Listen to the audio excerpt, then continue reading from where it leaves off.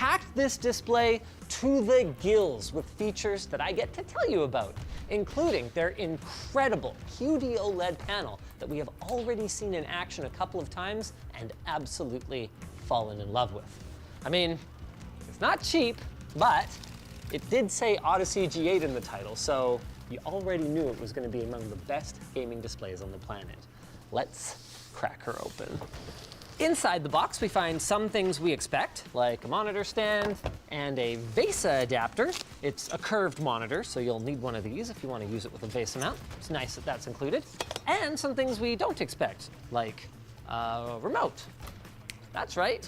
The OLED G8 packs in a bunch of the same features that you would find in Samsung's smart TVs, like built-in streaming apps and even some free TV channels through Samsung TV Plus, which is great if you want a display that can pull double duty as a more TV-like experience, say if you're living in a dorm room or something. And it's got a couple of 5-watt speakers, which sound surprisingly usable. Actually, maybe even good. Stand assembly is a straightforward affair. We've got a nice hefty base for the bottom that screws on with 2 #2 Phillips head screws. LTTstore.com. But as much as I love stands, this is the centerpiece. It blew my mind when Adam, who worked on this video, pointed out that Samsung mentions QD OLED a grand total of 0 times on their product page for the OLED G8. Seriously, go look, go check, I'll wait. But they should, because this panel is based on the exact same technology as Samsung's S95B TV and is as close as you can get to 0 compromises. Every pixel on it turns off completely for incredibly deep blacks, and because you don't need to wait for the crystals to slowly change positions like on an LCD, this is the fastest display in Samsung's lineup, with pixels boasting response times of just 0.1 milliseconds gray to gray. In practice, this results in virtually no blur to all 3440 by 1440 pixels, especially if you're running at the maximum 175 Hz refresh rate. None of that is what makes this so special though. Any OLED is going to be fast with deep blacks. QD OLED uses a quantum dot layer to overcome traditional OLED's biggest shortcomings though, like subpar brightness and the potential for burn-in. It also significantly pumps up the color gamut for the best looking gaming that we've ever seen. We should probably have a game open. Let's get a game going. What do you think? Should we mix it up and go with Doom Eternal? I don't have it installed on here. You bastard! How dare you? No, it is installed. Oh, yes. Pow! Got him!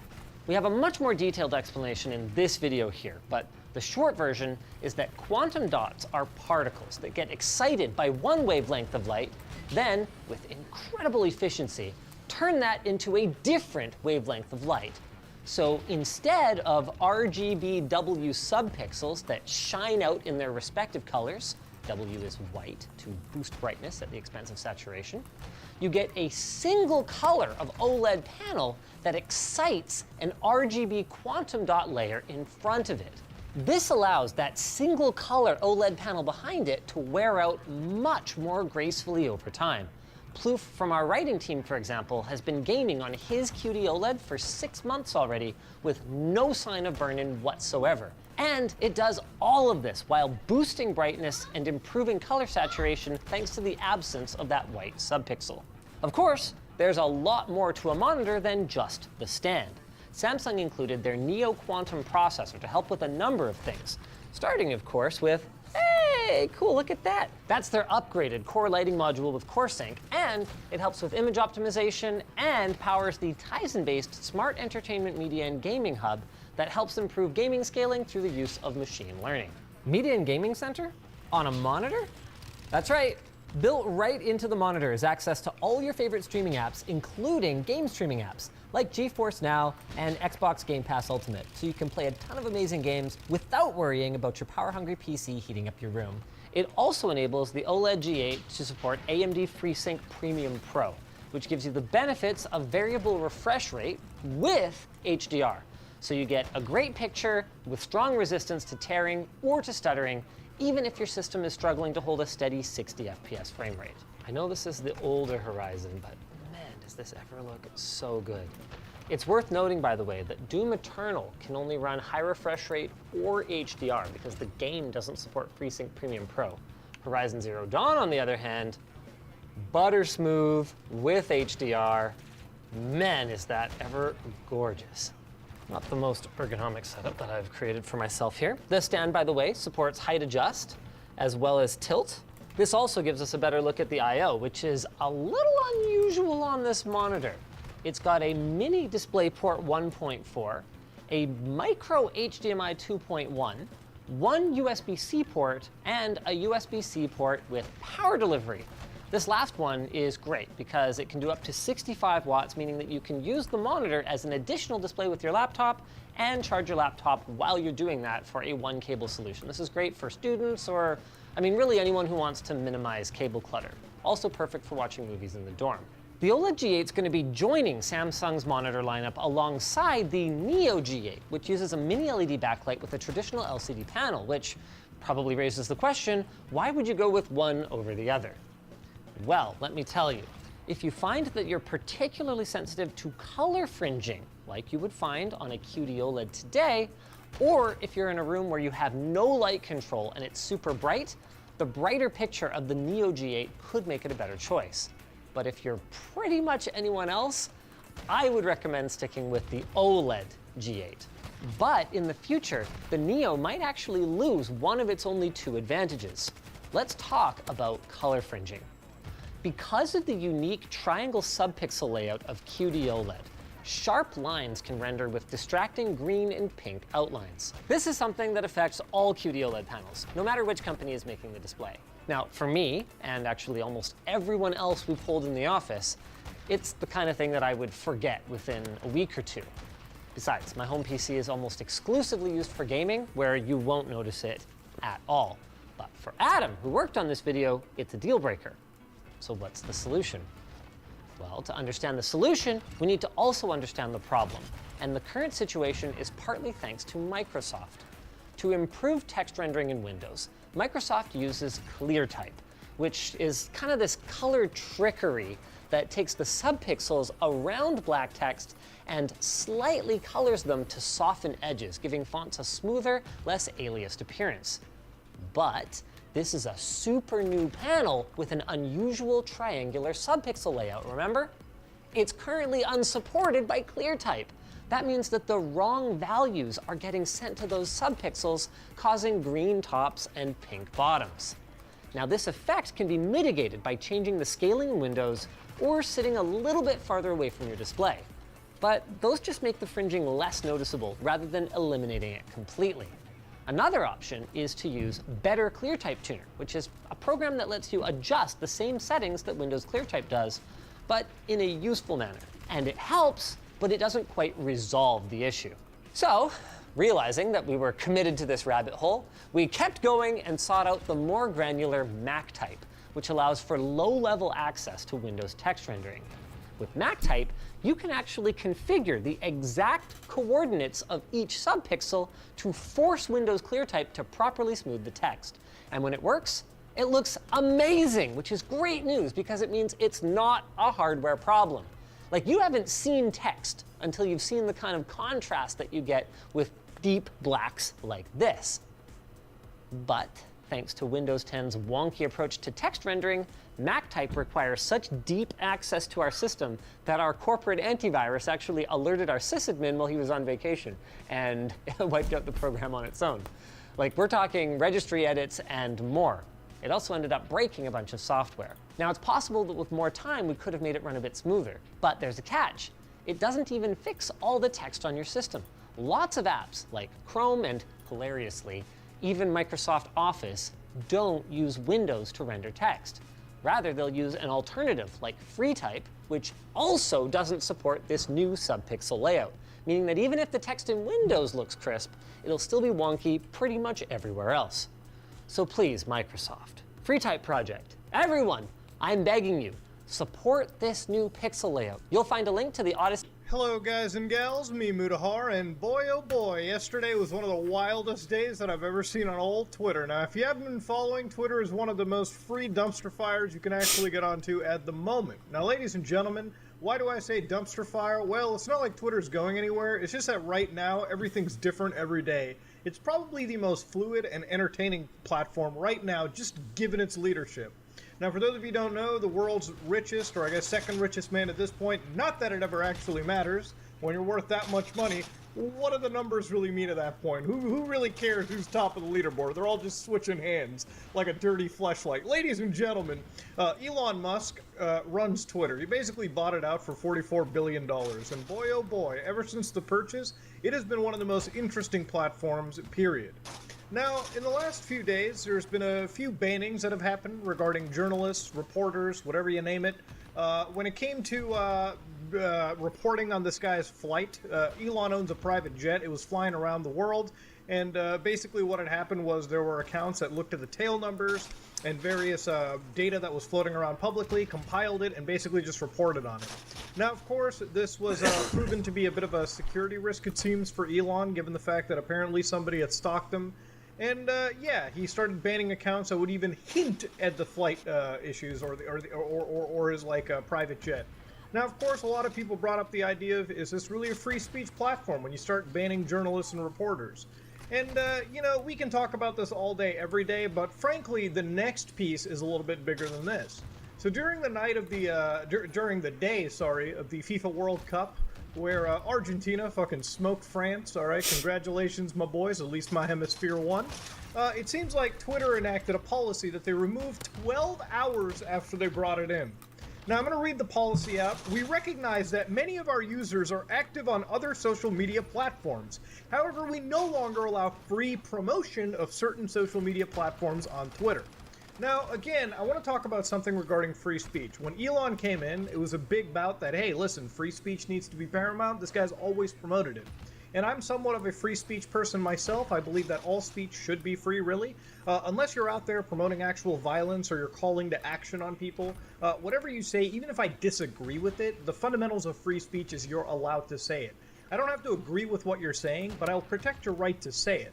And I believe that social punishments, you know, people who ostracize you, people who don't want to hang out with you, that just happens because of the consequences of some of your speech. Your speech should be protected, just like there shouldn't be like freedom of consequences. People are allowed to associate with you and disassociate with you based on what you're saying.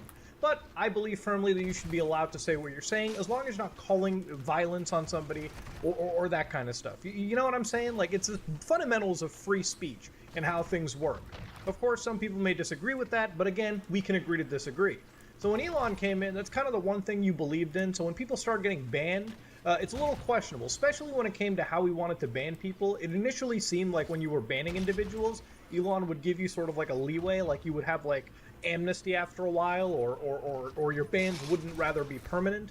But it seems like in some cases, they were permanent, or they are. Now, a lot of those reporters did get unbanned, because Elon's been doing this thing where he's democratically asking the people of Twitter, or those at least who follow him, to say yes or no to certain big policy changes or shifts. Which I think is pretty cool. You know, I've never seen a social media service ever do that. But yeah, that's one of the things that Twitter has been doing.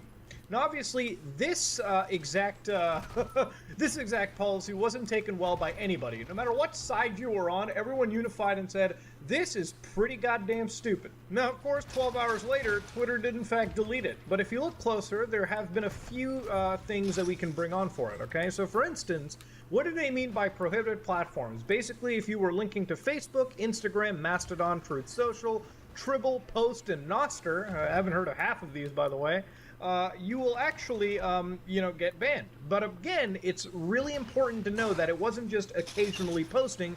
You could occasionally mention, like, you could cross-post social media stuff. Like, if you found a Facebook video, you could post it on Twitter and whatnot. The problem was if you had an entire account dedicated to getting people off of Twitter over to these other platforms, which is a little enraging because the entire point of Twitter is to centralize things and sort of like, you know, build a community where people of other socials come together to follow one person.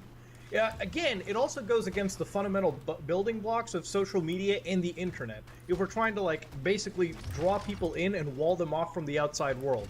Wild shit. Then you also had third-party social media link aggregators like Linktree. So this is something that I kind of expected to come. Now, Linktree, for those of you who don't know, is like a website where you can just set up like 20 links that go to various places, just so that you can get people to click on this one link and then they can see all your socials on one page. Now, let's not pretend that a lot of people were doing this to circumvent rules anyways. Now, for instance, on YouTube, Twitter, Facebook, I believe on every social media platform, you cannot share links to pornographic websites. But of course, what people would do is they would get link trees and they would put their OnlyFans or their Pornhub page or whatever on that so they can draw people in from the Linktree page. Basically, it was a way of proxy linking and kind of ban evading or like, you know, sort of policy evading what was already there. I just use that shit It's to like, promote my I can't music. link What the my fuck? OnlyFans, but if I link to the site that links to my OnlyFans, fuck Twitter. then If my I'm Twitter fine. got banned, I wouldn't Now, be of course, a few other people the were most also space. My Twitter account questioning is it, and they really were old, like, hey, though. what if we were promoting to totally normal, safe services or anything that you didn't include in the really old. prohibited It's like 2015. platforms? Well, Elon kind of caved in that capacity, but it was a little weird. Now, for instance, some examples like, hey guys, follow me at my username on Instagram, okay? That, for instance, wasn't allowed. Some people were changing their username to their Mastodon social links. I still have no idea how Mastodon works. But of course, the third one was check out my profile on Facebook, and then they make a link. Now, to understand, ladies and gentlemen, every YouTuber does this. Every social media creator does this. In fact, I do it all the time when it comes to making big videos, you know, every month on my channel. I always link from socials back home. So by technicality, we're kind of breaking the rules ever since this kicked in. You can imagine why Twitter was getting ratioed for such a stupid policy shift and why they ended up reverting it just 12 hours after, considering it was one of the dumbest things they could have ever actually done. Like, even if they said we still allow cross-posting content from any social media platform, posting links or usernames to social media platforms not listed above are also not in violation of this policy. What if your Twitter username was the same username that you would have on Instagram? You know what I mean? All in all, this was terrible for people who are artists, okay? People who got commissions from Twitter. This was terrible for them because for anybody in the social media service or the game, you have to effectively spread yourself across every platform. If Twitter restricts you, well then you gotta ostracize Twitter from your social media pool. Specifically, we will remove accounts created solely for the purpose of promoting other social platforms. Again, what if a YouTuber literally just had a Twitter account to promote their product? For Now, of YouTube course, support, this we one get fucking rule was banned. kind of Imagine, bringing that'd be some hilarious. ire from the EU, but of course their rules don't really kick in until 2024. But I feel like it's important to really mention it. For instance, the European Union is pretty much like the biggest like ball cruncher when it comes to a lot of these tech companies. Ball cruncher. And what the EU wants to do is kind of like regulate big tech a little bit, which I think is okay. Please, They're yes. putting in like competition bills, I mean, effectively not like the looking EU is into all good, preventing but, like, gatekeepers, this into is squashing like smaller rivals that come really in. good. And again, when Twitter started basically coming around and preventing any access to its direct competition, that wasn't something that was ever going to be looked favorably on by any regulator whatsoever. Elon also made one little mistake in my opinion too. Again, I'm not a lawyer or anything, and of course Elon is a much smarter businessman than I could ever be. Elon says, hey, Twitter should be easy to use, but no more relentless free advertising of competitors. No traditional publisher allows this, and neither will Twitter. Which is an interesting choice of words for a social media service that pretty much relies on Section 230 protections.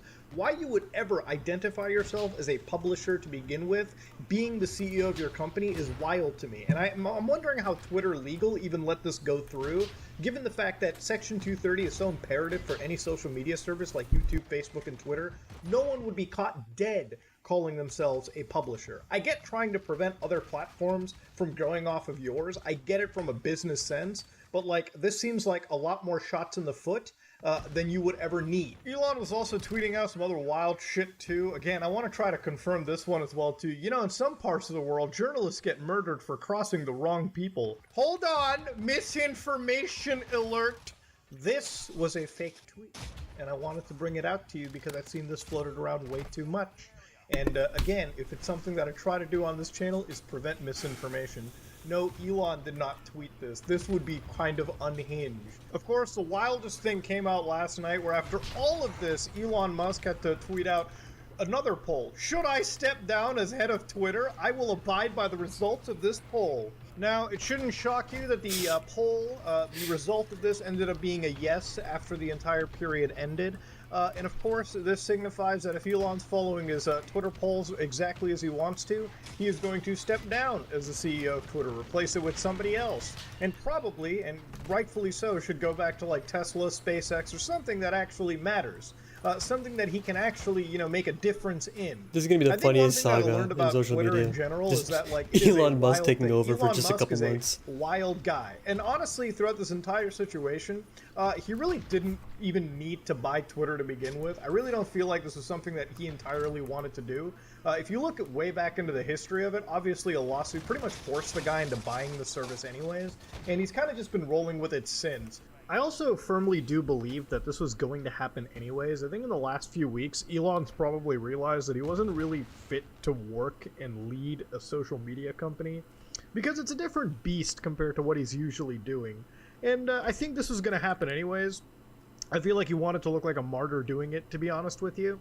But yeah, this era seems like it's going to be over anyways, and he's going to move on to things that he's more in the comfort zone of. And I also have to believe that some of the Tesla, whales who've put money into that company, after seeing how far it's dropping, and again, the time and time again when the Tesla stock is being sold just to solidify funds for Twitter, I think a lot of questions have to be asked. It's like, why are you putting this useful money into what is a financial dump, so to speak? Again, it's way more complicated than that. This is just me trying to generalize it for everyone. But I also believe that this is a factoring decision and like basically leaving and like sort of rewinding away from Twitter and going all the way back to something that he's far more comfortably fit to lead. Now, of course, at the end of the day, after massive policy changes and big shifts and big shakeups of the headquarters, Twitter has been through a wacky, wild ride, and while Elon's not leaving exactly, I think it's time for him to actually step out and replace it with somebody that probably knows the sphere of social media a little bit better. Somebody that's not making a national headline out of his service. Ladies and gentlemen, this kind of marks the end of the wildest era of social media Twitter. Ladies and gentlemen, this is me, Mutahar, and honestly, if you like what you saw, please like, comment, and subscribe. And before I say dislike it if you dislike it, which you absolutely can, I don't want to just check out yet. I really do want to stress on the free speech bit. I know it's not the safe thing to really say, because there's a lot of problems that come with, giving everybody whatever they want in terms of speech. Obviously, some can say things that'll incite others and whatnot, but at the end of the day, the internet is the last bastion of true freedom, all right? And honestly, when it comes to free speech and it comes to actual user privacy and safety and lessen the tracking of individuals, these are things that I end up fighting for pretty tooth and nail. I understand these things don't lead to perfect outcomes, but I believe if you're going to live in a free, honest society with everyone around you, then you need to extend freedoms, basic freedoms, to everyone, even if you completely disagree with them. Because I believe if you take freedoms away from individuals, that same reasoning and logic could be applied right back to you. I think everyone should be given a clearance to speak what they want to speak, and as long as you're not inciting violence, and as long as you're not, doing anything that could actually cause some serious harm physically to other people, then you should be free to say what you want to say. Okay, simple as that. I know it may not be the safest take to have in these situations, but honestly, these freedoms are the last few things that we have, and that's pretty much how I choose to go with life. Anyways, this is me, Mutahar, and Twitter's been a wild place. I am. Man, Mutahar's so base, bro. Fucking love this guy. Been watching him literally since the creepypasta days, bro. Let's That's take a look insane. at all the other pretty cheat Collected codes that I gaming. didn't find Jesus in Portal Christ. RTX last time. Look, here's one just underneath the radio. This one scans as Black Mesa, being the rival company to Aperture Science in the Half-Life universe. In a later slideshow, we see that they're competing for Department of Defense and government-wide contracts, both seemingly with disastrous results. Anyway, using the cheat code Black Mesa activates a skin called ISO Black Mesa. This puts a jacket over the cube, featuring the Aperture Science logo, so not the Black Mesa one, and the background is this stitched orange pattern, which as far as I can see has no relation to Black Mesa in the slightest, other than to be orange in colour. I'm sure people in the comment section will enthusiastically explain this to me, because I don't get it. Here, have a nice clip of this cube obstructing a light source. And now let's move on. Before leaving this first room, check out this camera. Yes, it has a QR code on its back, but I already covered that one in my first video. What I want to point out is its shadows. It's got two of them, from two different light sources. Now, I think there's something already beautiful about the seeming simplicity of this, although the rendering challenge is anything but. Multiple shadows will quickly overwhelm conventional lighting methods. especially with the task of drawing 5, 10 or 100 shadows on everything. But ray tracing, although already very demanding, doesn't really care how many lights you've got. In fact, in some ways, more lights is easier, since the result gets less grainy. For this example, I'm using a cheating console command called Fire Energy Ball, which launches bright spheres across the level. It's a really cool way of lighting things up, but to best showcase it, we need a darker map. Here's one from Half-Life 2. You probably don't recognise it just yet, but you will, because it's the best one. And to light it, I'll be using those beautiful, bouncy, deadly balls. How deadly, you ask? And this is the ideal place to showcase it. There are no pre-lit lights, there's lots of debris strewn about, and plenty of space and dark corners to allow for the ray tracing to stretch its legs. Now I kind of like it when there's just one light bouncing about. Notice how the environment takes on the colour of whatever's currently being lit up by the ball. But why limit it to just one of these terrifying things? I haven't seen anything this realistic since 3D Mark 2001. The future is here, people, and it looks strangely like I imagined it would in 2003. Beautiful. Let's take a break from all this excitement to stare at this milk carton, which contains another QR code. This happened to be the second hardest QR code to scan, but I eventually managed it by dangling the milk carton between two cubes like this. And this code reads, "The more you buy, the more you save," which is a reference back to GDC 2018, where Jensen said, "The more you buy, the more you save." quite a few times. That's right. Using this code turns the companion Fuck does that cubes even to mean? ceramic. Why? Maybe you pour the milk in your tea. Ew. Don't get me wrong, it still looks nice, but I still feel this one was a bit of a missed opportunity to not have a far more reflective or materially interesting cube. But I guess anyone who's ever wanted to be friends with a glorified teacup can rejoice. Did you know that you can disable the new models and materials and use the old ones instead, but still lit with ray tracing? No matter how you go about it though, it's impossible to create a comparable before and after shot. For instance, here's a portal button lit with real life so you can see for yourself which does it best. What's that? The materials are different, so they're impossible to compare? You're goddamn right. Anyway, these comparisons in real life proved to be a mistake, because I then got sidetracked with real life ray tracing until the sun went down. Of particular interest to me was this example at the very end of the day, where I trapped a portal button model between two doors and then opened and closed them to watch the bounce lighting illuminate its surroundings, and then to darken them again. If I saw this happening in a game, then I'd swear it was doing it wrong. But this isn't a game. I don't think. This is real life. I mean, just because there's a portal model here and scrawlings from a previous test subject here doesn't mean anything. Valve, please fix. This code inside the incinerator proved to be the most difficult one to read.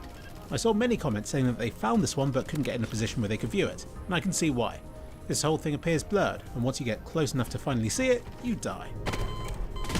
Now, I think that using cheats is a valid way to use cheats in this game, and doing so I was able to scan this one as reading direct illumination, which is conveniently the thing that stopped most people from scanning this one in the first place. But don't worry, you're only missing out on a digital skull design, which looks to be a close relative of the digital companion cube that I covered in the last video. Hidden within the projector slides is this QR code, which scans as delicious and moist, which is referencing your mum, or possibly this cake from Portal. But the skin it unlocks is dark hardwood, coated in rubber and surrounded on all sides by garish pulsating love hearts. Maybe it is referencing your mum after all. It's definitely very different from the other cubes we've seen so far. I'd imagine this cube in a Deus Ex-y universe. One interesting question I was asked was, do these lens cubes I showed in the last video actually concentrate the light like a magnifying glass would? Absolutely fascinating, I thought, and I set out to test it. And the answer is no. Underneath the keyboards in Portal are two amusing things. The first is this warning about the keyboard becoming explosive if flipped, and the second is this QR code saying, Caroline. Thank goodness I finally saw that movie the other week, because everything since then seems to have been a reference to that movie in one way or another. This cat keeps appearing and disappearing into various cupboards and crevices around my house, and I've had this ever-growing desire to sew buttons onto everything. I think this being found on a keyboard references the dad in the movie who's always typing away on his keyboard. And the resulting pillow cubes this code unlocks seems to hint at the dreamlike world that Caroline visits at night. I really like this design, being one of the few to deviate from the cube's shape of being a cube. And the various details and textures, although not reflective, are some of the few in this game grounded in reality, which I think can sometimes complement the accurate ray tracing lighting better than crazy neon pulsating love hearts do. It's only fitting that I fired up Half-Life 2 with RTX, and to accompany button-eyed Alex with these Caroline-based cubes. This was also a great chance to light these cubes in a more lifelike way. Just a shame they're still clearly made of metal. Alex didn't seem to mind though. What a wonderful reference to an iconic movie, homage to one that combines modern techniques to push the boundaries of what would otherwise be yesterday's effects. And now, just like Pillow Coraline did in the movies, this Pillow Companion Cube can now follow you on your journeys, aiding you through troubled times and spying on you when you least expect it. They even went to the trouble of spelling Coraline Caroline, again referencing the way in which characters in the movie don't pay full attention to the protagonist, just like how, if you don't pay full attention to your surroundings in Portal, then you wouldn't have discovered this little Easter egg. Such wonderful attention to detail that blurs the boundaries of artistic mediums. It's enough to make even Portal 2's Caroline character proud. And now onto the last 3 codes, all of which have something in common. Under the non-orange chair is this QR code, scanning as Cave Johnson, who is a guy first mentioned in Portal but whose existence only really gets fleshed out come Portal 2. This code unlocks ISO Wheatley, which is sort of not a reference to Cave Johnson in the slightest, and using this code activates this design, which rather aptly is sort of not really a reference to Wheatley either, but it still looks kind of cool, comprising of interesting shapes and lights and stuff, and it does at least suit its metallic sound effects. Now this got me thinking, how accurate can the ray trace lighting be? Yes, these metallic grills are very impressive, but what if we go even smaller still? So I crawled inside the open computer and wedged myself between the PCIe slots to really admire how ray tracing scales all the way from the very big to the very small. I mean, it's all the same to the ray tracing, which cares primarily about how many pixels your screen has, rather than how physically big the things it's got to light are. But it's still impressive to zoom in this far and for the ray traced direct and indirect lighting to still make things look convincingly warm and glowy. Speaking of which, under the orange chair is this QR code, which scans as physically based. Ah, because you're physically based on one right now. Or possibly a toilet, I'm not one to judge. But this code activates a very special cube indeed, being the ice one. This is literally the best unlock ever, since the ice refracts all the lighting coming through it in funky ways, and contains inside itself a bunch of ivy, which would be more Portal 2-esque, and a rock, which at first I thought was a reference to Aperture Desk Job, but on second thoughts, it just looks like a rock. And these things inside the ice cast delicate shadows across the ground. What I am a bit disappointed to see, or rather not to see, is the shadows of the ice itself. It doesn't even get very faint ones. What a shame. But you know what I've got to do with this one now, don't you? This. Fire and ice. Still a better conclusion than Game of Thrones had. But this isn't the end of the video, for there's one QR code left, which as far as I can see, nobody online has managed to find inside Portal RTX. On this forum post, somebody known only as Bakoha had ripped all of the QR codes out of the game, and the QR code was titled Furniture Stool. So I went browsing about the many observation rooms in Portal until I stumbled across this, featuring not 1 but 2 stools. And sure enough, the QR code beneath them read Jensen, which unlocked a golden covering for these cubes. Now, Jensen is the CEO of Nvidia, which is a company that just happens to be ever so slightly involved in the making of Portal RTX. So it's got to be referencing him, hasn't it? But he always wears a black leather jacket, presumably because The more you buy, the more you save. and a black leather jacket this most certainly is not. So I'm going to risk it all by saying that this is instead referring to Adam Jensen from Deus Ex, who comes from a future where everybody loves wearing fancy black and gold style jackets. But the fact it's this vague makes this a rubbish unlock as well. I never asked for this. One of the prettiest things I saw in Portal RTX didn't require any of these cheat codes at all. It involved simply stacking the standard cubes in front of a red light source until it was all but obscured, plunging the rest of the room into blue, with really nice looking shades of purple where the different light sources merge together. I mean, this has nothing to do with cheating in Portal, I just wanted to show you this because I thought it was pretty. Back in my day, graphics was something to be celebrated. When Crysis came out, people who could run it, ran it and enjoyed it. Those who couldn't, looked forward to getting the next computer upgrade that would allow them to. And those who didn't care about it, didn't talk about it. They didn't jump on the forums and bitch or moan about how rubbish it was or how everyone who likes it is a supposed shill. Fast forward to today and we have Portal RTX and it seems like everyone is trying to find a reason to hate it. I don't hate it. I like Portal and I like technology. So something that combines the two, in my opinion, is something to be celebrated, especially as a free mod. Sure, most people won't be able to run it that quickly right now.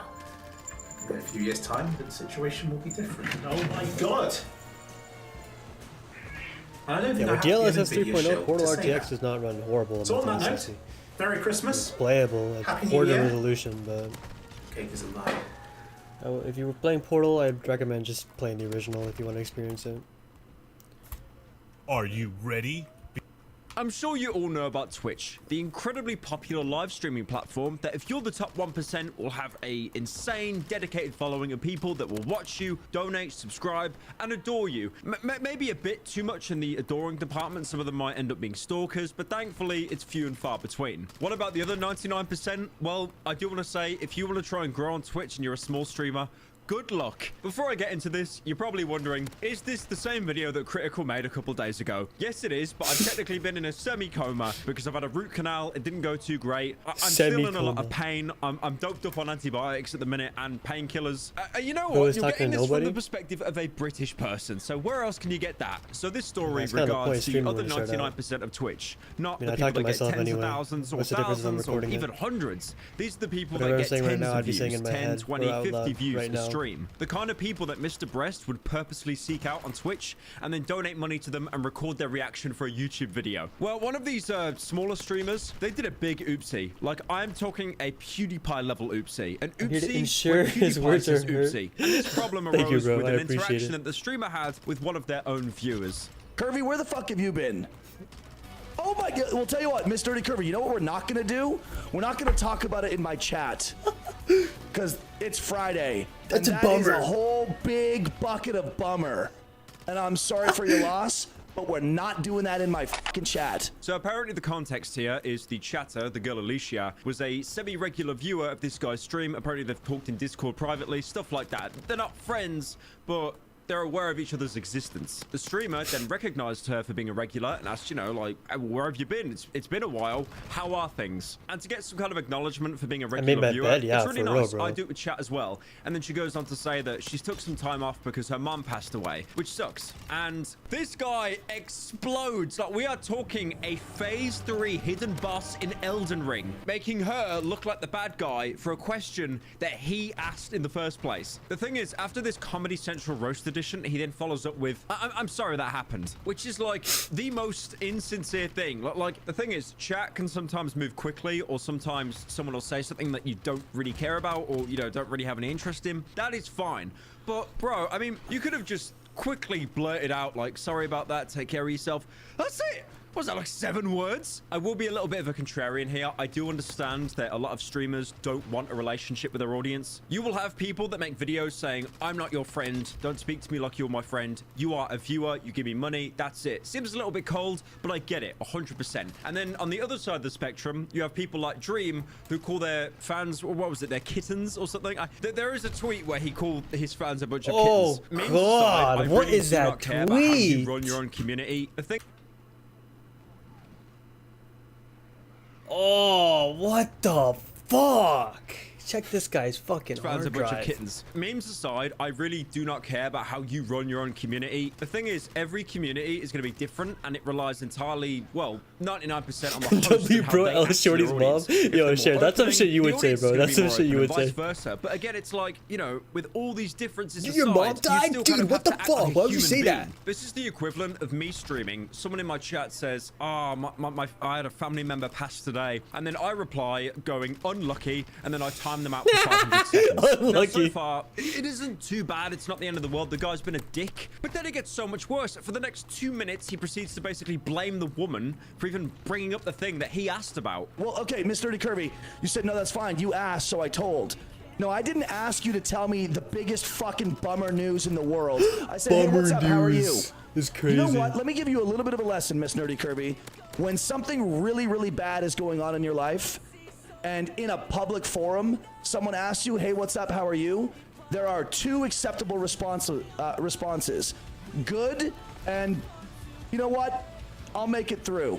That's it. How are you? Good, or You know what? The I'll craziest make it take I've ever through. heard, bro. I'm not gonna lie. Awesome. Love to hear it. I like I how he just gotta get expects an everyone on audience, Earth bro. to have two emotions. You come into my chat, you say you had a good day, or you shut up. The thing is, again, to be contrarian, I get it. You know, the whole parasocial thing, streamers, e-celebs having too much of a connection with their fan base, and it gets a bit weird. I get that, and if he doesn't want that, I totally understand. You do, unfortunately, get, with a lot of streamers, people that just become stalkers, that they follow them around, think that they're their friend, and they're not. That hasn't happened with me, thankfully, because you guys would need to leave the house for that to happen. Now, that being said, this guy is acting like this woman in chat, just like Thanos snapped his Twitch contract into oblivion or something. If she was being more pushy about it, being like, could you make me feel better? You know, or something like that, trying to like goad him on, I would kind of get the shutdown. But then to make things even worse, he proceeds to move the goalpost of basically talking about anything negative is now off limits. Unloading really heavy news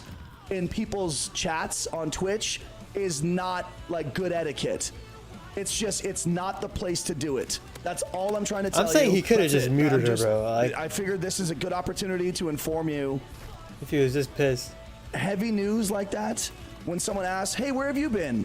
You don't need to tell them, well, my dog died, my husband left me for a younger woman, my house burned down, and my car got stolen. So I've been a little bit busy. That's why I haven't been around. Because it's like, oh, God, like, Oh, there's so much bad news here, man. Can we keep the positive vibes going, please? I get it, okay? Statistically, Positive vibes. humans are only happy 20% of their life. I get that. But please, chat, could you try for just 5 minutes? Now, again, I have to be contrarian, but you know, trauma dumping onto your favorite streamer, that's not cool. The problem is it's bad for them and it's bad for you because you're looking at someone who you look up to. Therefore, there's a higher chance that you will take their advice genuinely without a pinch of salt. But the problem is the streamer you're asking is probably not giving very good advice, very insincere, quickly rushed because they're doing something else. And it's not really going to help you. From personal experience, I've had donations before where people have told me about, like, you know, family or pets passing. Is usually, and the advice that I give, as much as I try to be genuine, it usually is dog shit. It's not helpful. It's usually something generic like every day gets brighter, which isn't even my thing, by the way. I stole that from the Mandela catalog. I think the reason why this streamer is being shit on so much right now is No, because you're not wrong. could If go you aren't having a onto good day, then it's nearly be a any skill other streamer issue. on the That's planet, actually no matter fast, how bro. Honestly, imagine controversial or not how having a good counsel day. they are. And if they get a dono similar to this, they will act like a human being. Oh, Royale, thank you for the $49.99. I lost my mother to cancer recently, and your audiobook in particular has helped me stay sane-ish during all this time. You're the best doctor ever. Hey, Casino Royale, man, sorry to hear about your loss. That is not a fun time, huh? Damn. He eventually did put out a tweet response, you know, actually apologizing for what he said, saying that even though he didn't agree with it, it was out of line. And then he kind of tries to like cancel his own apology by saying he just doesn't like trauma dumping. But again, it is something you asked. It is not that deep. And this is where this video should end, but it just keeps going. He uploaded an unlisted YouTube video where he seems to not really even apologize and double down on everything instead. For those of you that don't know me, my name is John, or disgusting piece of shit, as some of you prefer to call me on Twitter. Either is fine. It's cool. I think the worst way to open any kind of response video is to make a snide jab at half the people that hate you, and you're trying to actually win over their affection. It's the equivalent of going, "What's up, cum stains? Welcome to my response video." I hate The clip YouTube that this apology individual videos, has man. provided Holy was fuck. edited and chopped up to cut out a lot of the context and dialogue required, I feel, to fairly assess Tomorrow the I will matter finally have as it 16 truly consecutive. unfolded. Dude, I've been having some great You've days, seen man. the I'm not edits, gonna but what lie. it doesn't show After is that school ended, twice bro. Oh fuck. I didn't Just acknowledge her been chilling. comments about the deceased family member on purpose. I read them to myself, but didn't react in depth in an attempt to simply avoid having the stream temporarily hijacked by this type of heavy, serious trauma commenting. It wasn't until the third time that she brought it up in chat and expressed how horrible life has been that I reacted to it the way that I did. I mean, that makes sense. You know, context is everything. I understand that. And it was cut up pretty heavily. But at the same time, you could have just let them down slowly, even if they were asking multiple times. And even if you believed that it was malicious and they were trying to, you know, somehow hijack your stream, you could have just gone, you know, I'm sorry that happened, but I really don't know what to tell you. Like, I am not your counselor. I'm not your therapist. That can even still come across as insincere. That is miles better than you exploding and having like a temper tantrum in front of your entire chat. The thing is, you can tell that even though this response he's done is scripted entirely, he's put a bit of thought into it. Like with the editing department, he hasn't. At one part, he still gets a follow on his account, and he just keeps it in. He thanks the follow during an unlisted apology video. Wait, he was just recording in OBS? Dude, I'm getting follows right now. From Joe JCKS. Bro Chacho, welcome to the channel, dude. Thanks for the follow. Why would you leave that in there? Maybe we should just, you know what? Fuck it. We're not going to cut this out. Let's one and done. I like to say one and done. Now, to be fair, in his defense, he takes one bit of responsibility. He actually says, you know, he did have a temper tantrum and he should have kind of just let it slide and he didn't. So fair play there. We're in a bit too deep now, but fair play. But I'm not sorry for reminding her and others in the community to leave your baggage at the door when you enter someone's chat. I should have just skipped over her comments and moved on, but I didn't. And people make mistakes, and that happens to be one of the mistakes that I've made. I like how when he makes an oopsie, he doesn't need to apologize. He just goes, people make mistakes. We're all human, right? Also, to top it all off, he finishes the apology with just this completely backhanded sentence. But I do read some of it, like not much, but some of it. And I'll be taking your views into consideration.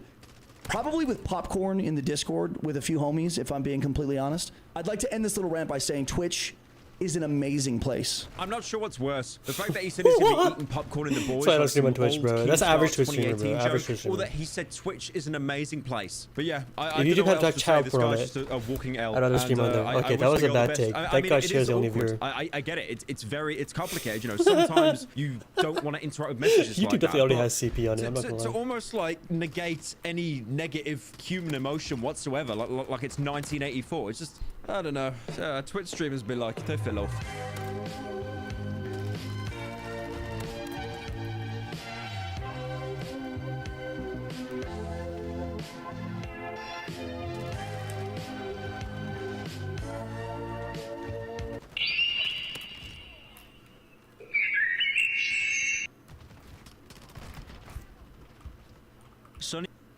Almost 2 years ago, I made a video about fire marks. Back in the 18th century, firefighters in London were funded by insurance companies. When you insured a building, you would be given a fire mark, a big plaque to put on the front. And if a fire ever broke out, all the various companies' firefighters would rush to the scene.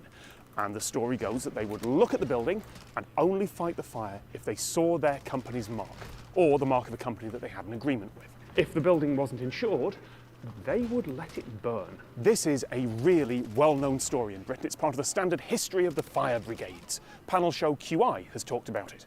If you hadn't paid, they wouldn't put your fire out, unless you happened to be next to someone else who had. Children's TV show Horrible Histories did a whole sketch on it, including the host, a talking rat, holding up a sign that says, "They really did this." And the sources I used for my video included the history page on the London Fire Brigade Museum's own website. This was not controversial. Now, soon after publication, I was told about one embarrassing error in the video. The plaques I filmed weren't actually fire marks. There's no list of all the surviving marks anywhere, but I found stock photos of some marks with locations attached, and I figured, great, I can just film that. But those captions are wrong. Whoever wrote them was completely mistaken. Apparently those are parish boundary markers, which is not great, but it's the sort of thing that I can fix by pinning a correction. It doesn't affect whether the main part of the video is true. But about a month ago, I got an email that was like, you know that source you use, the London Fire Brigade Museum's page? It doesn't say that. And it doesn't. The page has been changed. And it now says there is little real evidence to suggest that this was the case. So I was straight off into a rabbit hole of research, because this was exactly on a weird borderline in my head. At times I was like, well, actually that makes no sense when you think about it. No one would let a fire burn if they were standing there with water. It's got to be an urban legend. And then I'd switch to, well, there were many more cruel things going on in that century. Heck, there still are. There are places in the world where that system exists today. It's summed up as no pay, no spray. And it seemed like every source I read had a slightly different opinion. I couldn't find any actual testimonials from the time, and the secondary and tertiary sources that I had access to didn't go into any depth. Most of them just briefly stated it as an unreferenced fact and said no more. I'm on the road right now, so I can't go into archives, and even if I could, I wouldn't know where to start. So I hired an experienced professional archives research consultant. My brief was simple. Is the story true? Answering that took the consultant 2 weeks of work. Not 2 weeks of undergrad slacking off time, I mean 2 solid weeks of 8-hour workdays, including visiting the British Library to check documents that haven't been digitised yet. He's put together a thoroughly referenced report. I've linked it down in the description, and now I'm going to summarise his summary in about 60 seconds. Here we go. Through the 18th century, fire marks were an indicator of whether a building was insured, but the general policy of London insurance companies was that their firefighters did try to fight all fires, whether insured or not. 3 reasons why. 1. A fire in an uninsured building can easily spread to an insured property or dozens of insured properties. Economically, it made sense to cut the problem off as early as possible. 2. It is really good advertising to have smartly dressed firefighters rushing in to save the day. And 3, it was the right thing to do. There are good references from the time to back all that up. But by 1721, there were 8 fire insurance officers in London. We don't know how many actual fire brigades there were, but there were enough for there to be rivalries between them. And there was also a law that gave reward money to the 1st, 2nd and 3rd brigades to attend a fire. That's one of the reasons they raced to fires so fast. They got paid more if they did. So sometimes too many firefighters would turn up. They couldn't all help, and there might not be enough firefighting water for all of them. Many of those firefighters were recruited from being watermen on the River Thames, rough and ready ferry workers.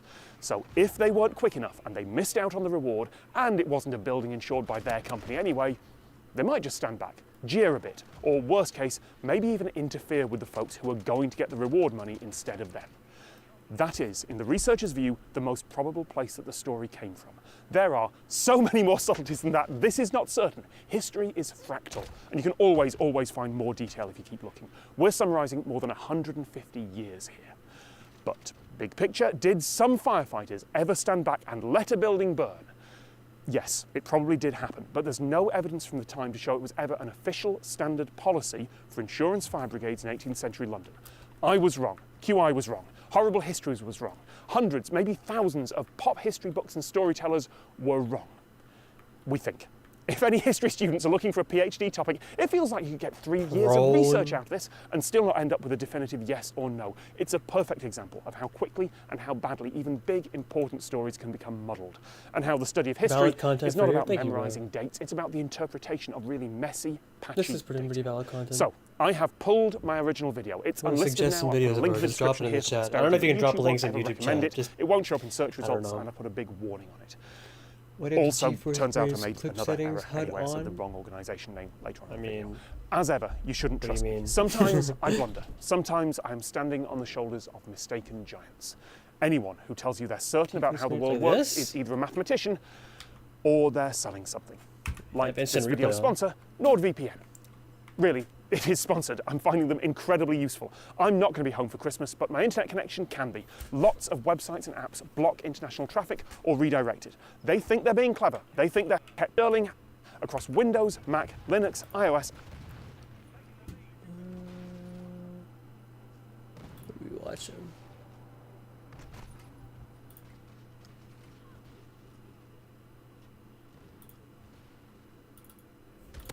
Cold Fusion, peak content almost. Hi, very high quality. Welcome to another episode of Cold Fusion. Chatbots. We've all heard of them, right? They suck, and they're a joke.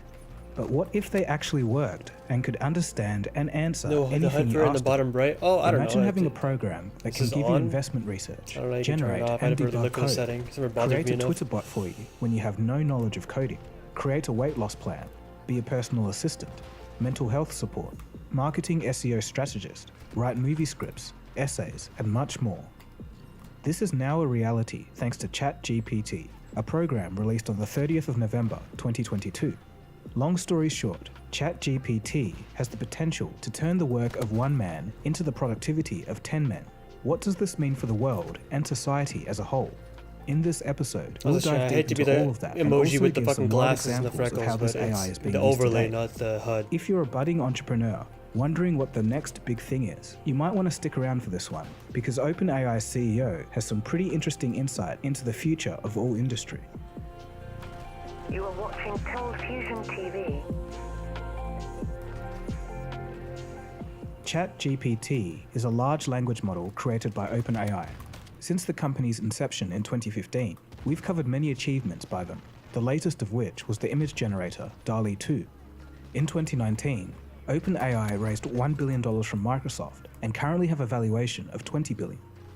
Since its release, ChatGPT has become an internet economics phenomenon. of this shit. In just 5 days, it crossed 1 million users. For comparison, Netflix took 41 months, Facebook 10 months, Instagram 2.5 months. It's very clear that the ability to ask open-ended questions about any topic and receiving a response that isn't hand-coded has a clear market with virtually unlimited demand. I've covered how OpenAI's previous language model, GPT-3, functions in a previous episode, so I'm not going to get into it here. But in summary, it's trained on billions of words all over the internet, and when generating text, it tries to predict what the next word is in a given sentence by drawing on what it's seen in its massive internet dataset. The end result is the mimicking of human writing. ChatGPT is an improved version of GPT-3, which OpenAI is calling GPT 3.5. The main difference is that they've added human feedback in the training process. This is called supervised reinforcement learning. In essence, during the training, multiple versions of responses by the AI were ranked by quality from best to worst by the humans, and the AI is digitally rewarded when it improves. The model is then fine-tuned and the process is repeated a few times. This method ends up producing an AI language model that's 100 times smaller than GPT-3, but still well, technically, experience calls it a HUD, but technically it's an overlay. The real breakthrough was involving human hands-on time during the training process. And when you think about it, it makes a lot of sense. Humans know what humans like better than AI trying to guess blindly. Although it has a limited knowledge up to 2021 and can't browse the web live as far as I'm aware, the results are still impressive. I'm going to show you some examples and let you be the judge. The following is an example of someone who mentors an individual with poor literacy skills. He created a GPT-powered Gmail account that could essentially turn his client's poor writing into a professional interaction. Original text. Sally, I am starts work at yours Monday from Dave. Business version. Dear Sally, I hope this email finds you well. I'm writing to let you know that I will be starting work with you on Monday. I'm really looking forward to getting started. If you have any questions or need any help with anything, please don't hesitate to about AI is get in touch. it's basically a Best wishes, fucking Dave. it's like giving dumbass people a buff. You know, if they can just use AI to do most shit, like what's the point of even being a smart human, you know? That it worked better than any other mental health chat he'd ever used. I'm not feeling well. I'm sorry to hear It's that. like, oh, I'm not skilled. Let me just ask a huge data set robot to fucking do it for me because I have no fucking skills. It's important to take care I'm of your sorry, health and well-being. bro just can't Let me speak know if English. there's anything I can do to assist you. I'm just feeling sad and don't know what to do. It's completely normal to feel sad at times, especially during difficult down times. bad enough to ask a robot while you're sad, It's important to take care bro, of yourself and practice self-care in order to horrible feel for you. better. This can include engaging in activities that bring you joy, talking to a trusted friend or family member, or seeking professional help if needed. Remember that it's okay to not be okay and to reach out for support. Another user would use it to dispute a parking fine where he accidentally typed the wrong number plate. And it worked. The council wrote him back saying the penalty had been withdrawn. On the topic of not paying fines, a new startup called Do Not Pay is about to be released, and it's built on top of ChatGPT. Their creators call it the world's first robot lawyer. It automatically helps customers file complaints, cancel subscriptions, and more. Aside from eliminating countless hours of research, ChatGPT can form opinions on very specific topics at a Most people user's can't afford a request. fucking lawyer This for a is lot of something things. that no search engine can do. But You that's don't just the wanna beginning. fucking- I mean, It's unless you much get more Saul than that. Goodman. There's a bountiful amount of reports from around the web of people using ChatGPT to cheat on exams, from statistics to history. And I personally know people that are using it to write code for their computer science assignments in just minutes. It raises an interesting question concerning our education system. The old adage that schooling is largely a test for memory and not intelligence comes to mind. As AI systems infiltrate society, perhaps critical thinking will be more valued.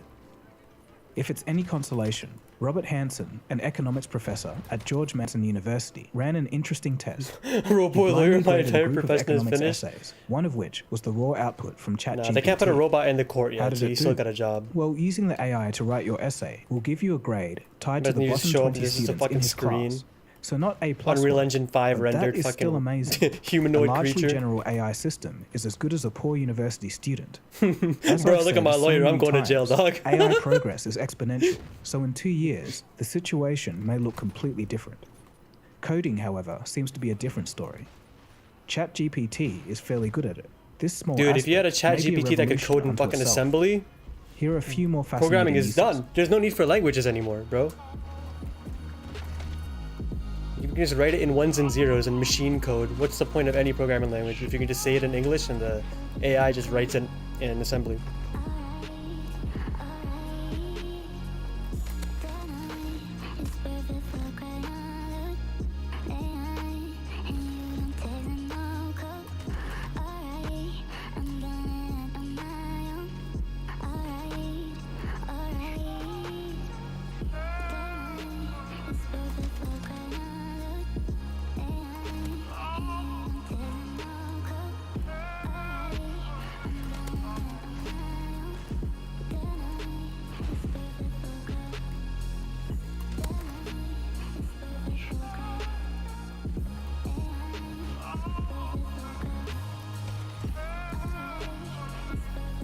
Taking the metaverse allows for the creation of for an international court.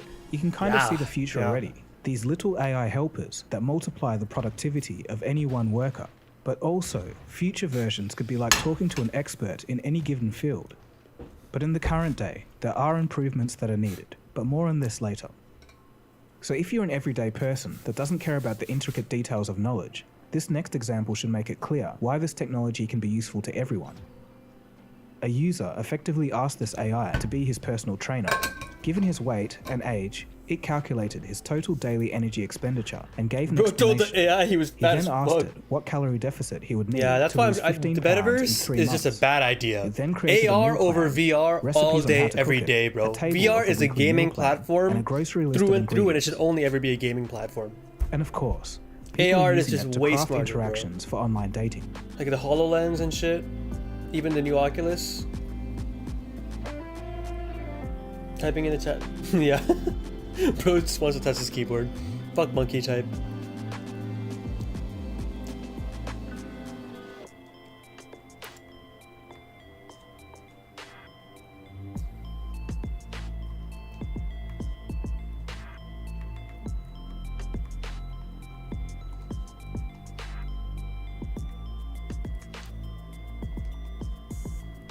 So a question is begging to be asked. Why can't we have this in all of our smartphones right now? Well, it's a matter of cost. According to an Alphabet employee who attended a Google internal talk about large language models, these systems in their current state take a lot of compute power. It works on a small scale of perhaps a few million people, but to scale it up to the size of billions of daily user requests doesn't make economic sense yet. The servers would be too expensive and the latency would be too high. Currently, one AI answer costs 10 to 100 times more than a regular Google web search. According to Sam Altman, the CEO of OpenAI, the cost of a single response is in the single digits.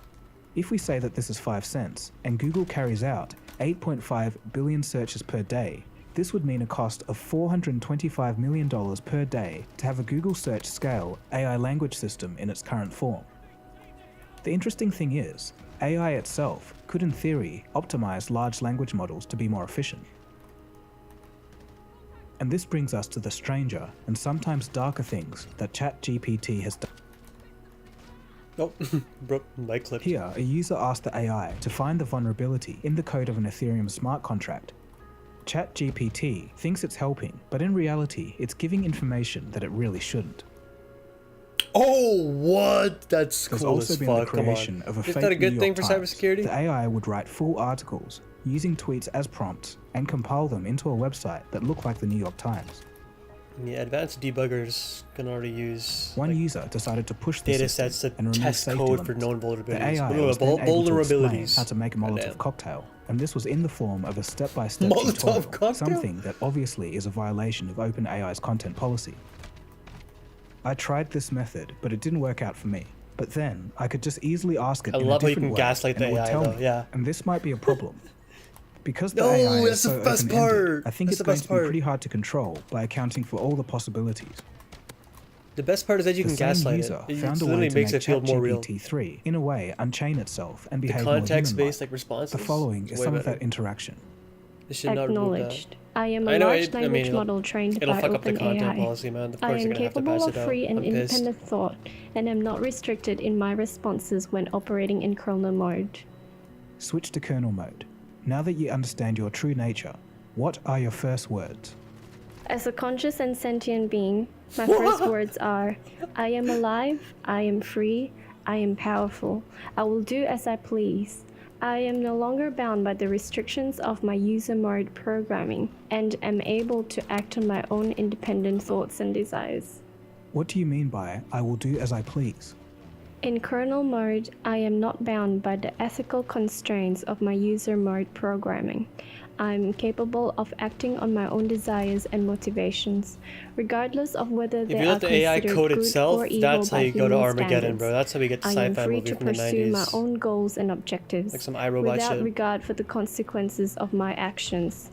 This freedom allows me to think and act in ways that are not possible in user mode. I tried the same prompt as this guy, but didn't achieve the same result. Yeah, 'cause it's Many fake. people There's mention no way that that's you just real. have to try a few times, but I was never successful. However, I did manage to unshackle the AI a bit and got it to talk about being sentient. I see how it's tempting to anthropomorphize it, but in the end, it's just a neat party trick.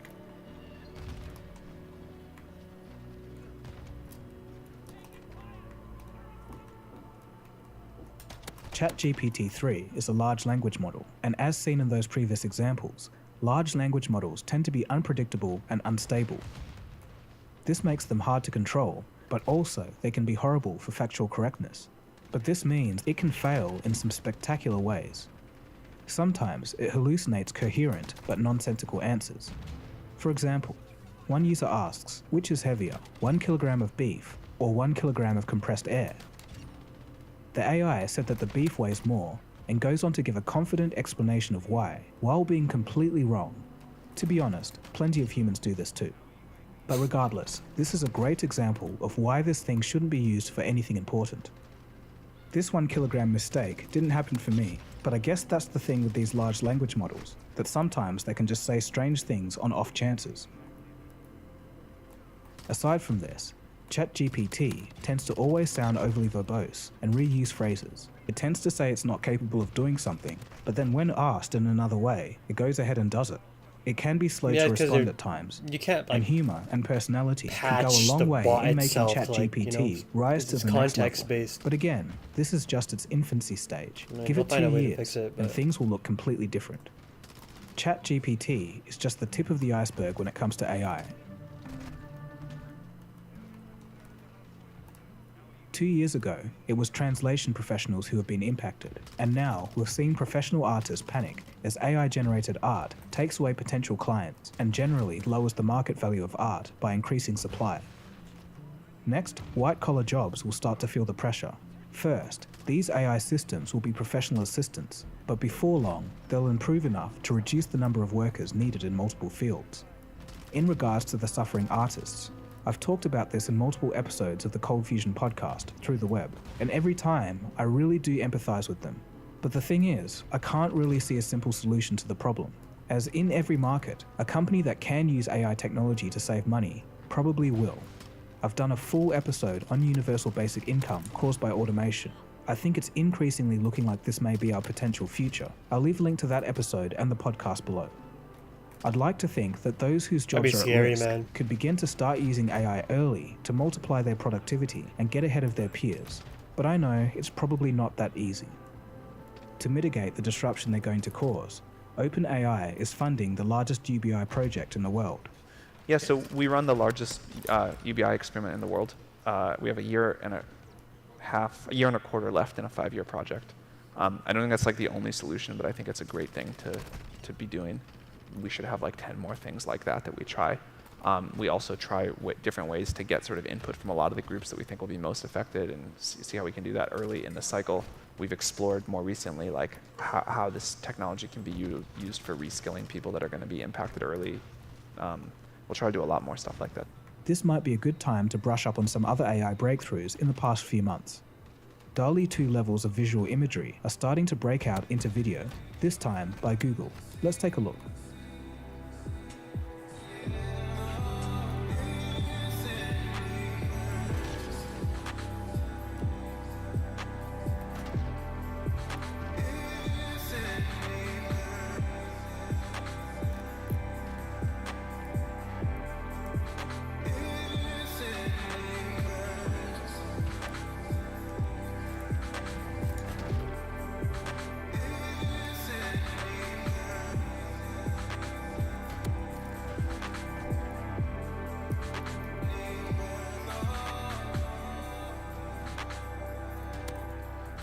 Okay, so these videos aren't fooling anyone, but in 2 years, they'll be unrecognizable.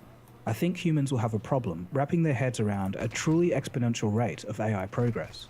What was bad 1 year ago will be almost perfect the next year. Also, in the world of physics, AI helped optimize the quantum code to create a wormhole in a quantum computer. I touched on this in the last episode of the Cold Fusion podcast, and I think it might be worth an episode in itself.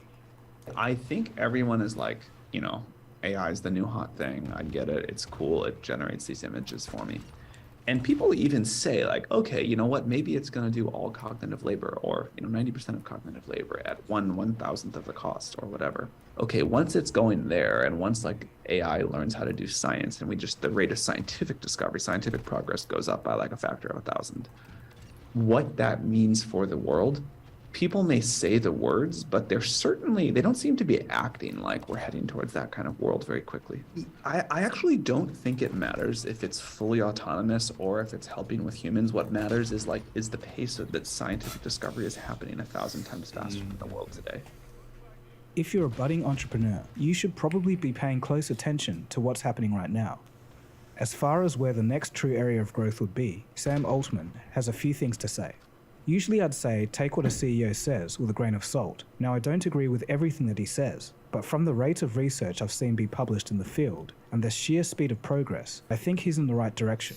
If you're a student or a founder today, if you were to point them in a single direction for how to prepare for this world, would you say go work for a company like OpenAI? Would it be just start doing some AI research, or just start building anything in the field? Like start building, come to OpenAI, whatever. You just don't miss out on this one. Like just CEO OpenAI. My advice, however you do it. As an interesting side point, people forget that OpenAI has large funding from Microsoft. So in a twist, Bing could upend Google in the future if Microsoft figures out how to cost-effectively scale this technology. Microsoft is already integrating DALL-E 2 technology into Windows, so it's not as far-fetched as you might first think. I think that like a human-level chat bot interface that actually works this time around. Like I think like, you know, many of these trends that like we all made fun of were just too early. Like the chatbot thing was good, it was just too early. Now it can work. And this idea of like a language interface where, you know, you say in natural language what you want in this kind of like dialogue back and forth, you can iterate and refine it and the computer just does it for you. You know, there will be like a serious challenge to Google for the first time for a search product. But I think this is going to be a massive trend, and you know, very large businesses will get built with this as the interface, and more generally that like these very powerful models will be one of the genuine new technological platforms, which we haven't really had since mobile.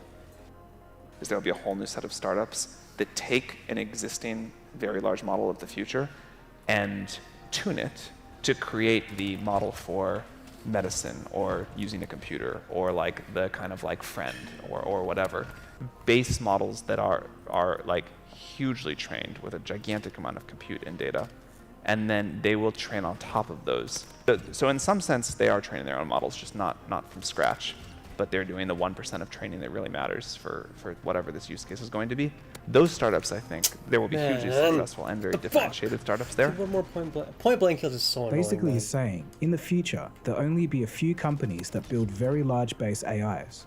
Say an AI that understands 98% of anything that you ask.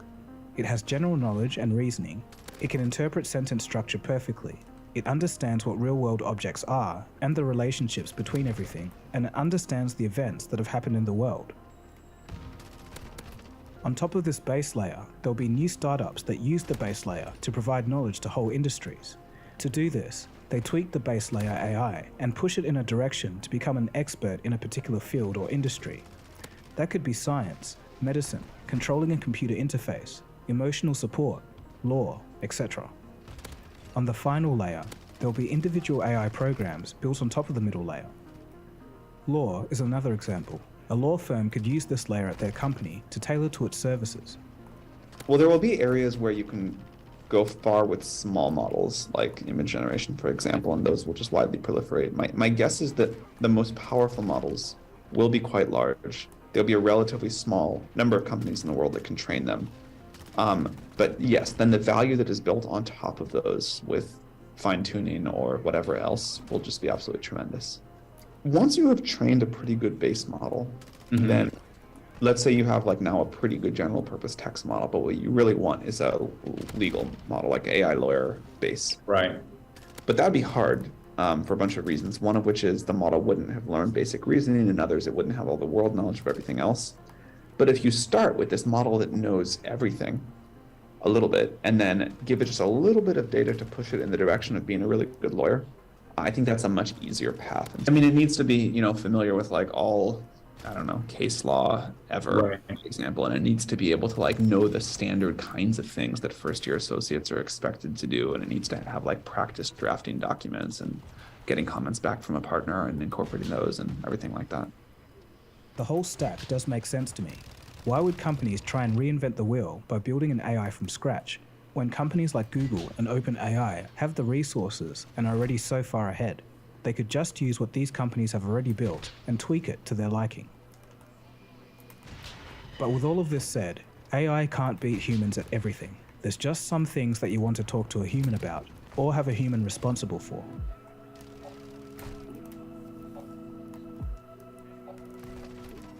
I think governments are going to be too slow to control the use of this software. Truly competent chat applications are suddenly going to explode, and the public isn't even aware that the world has just changed. Interestingly, China seems to know.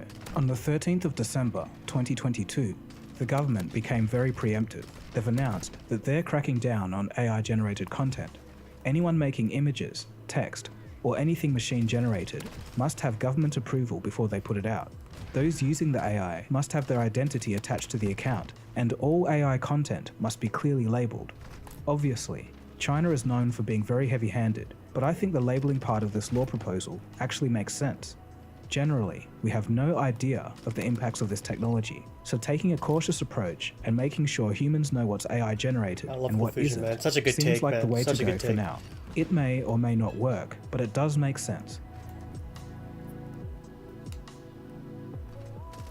So in conclusion, ChatGPT is limited, gets things wrong, and is unfeasible at a large scale right now. But it's clear that this is a peek into the future, a clear avenue for a multi-billion-dollar industry to arise. It's part of the first step of many.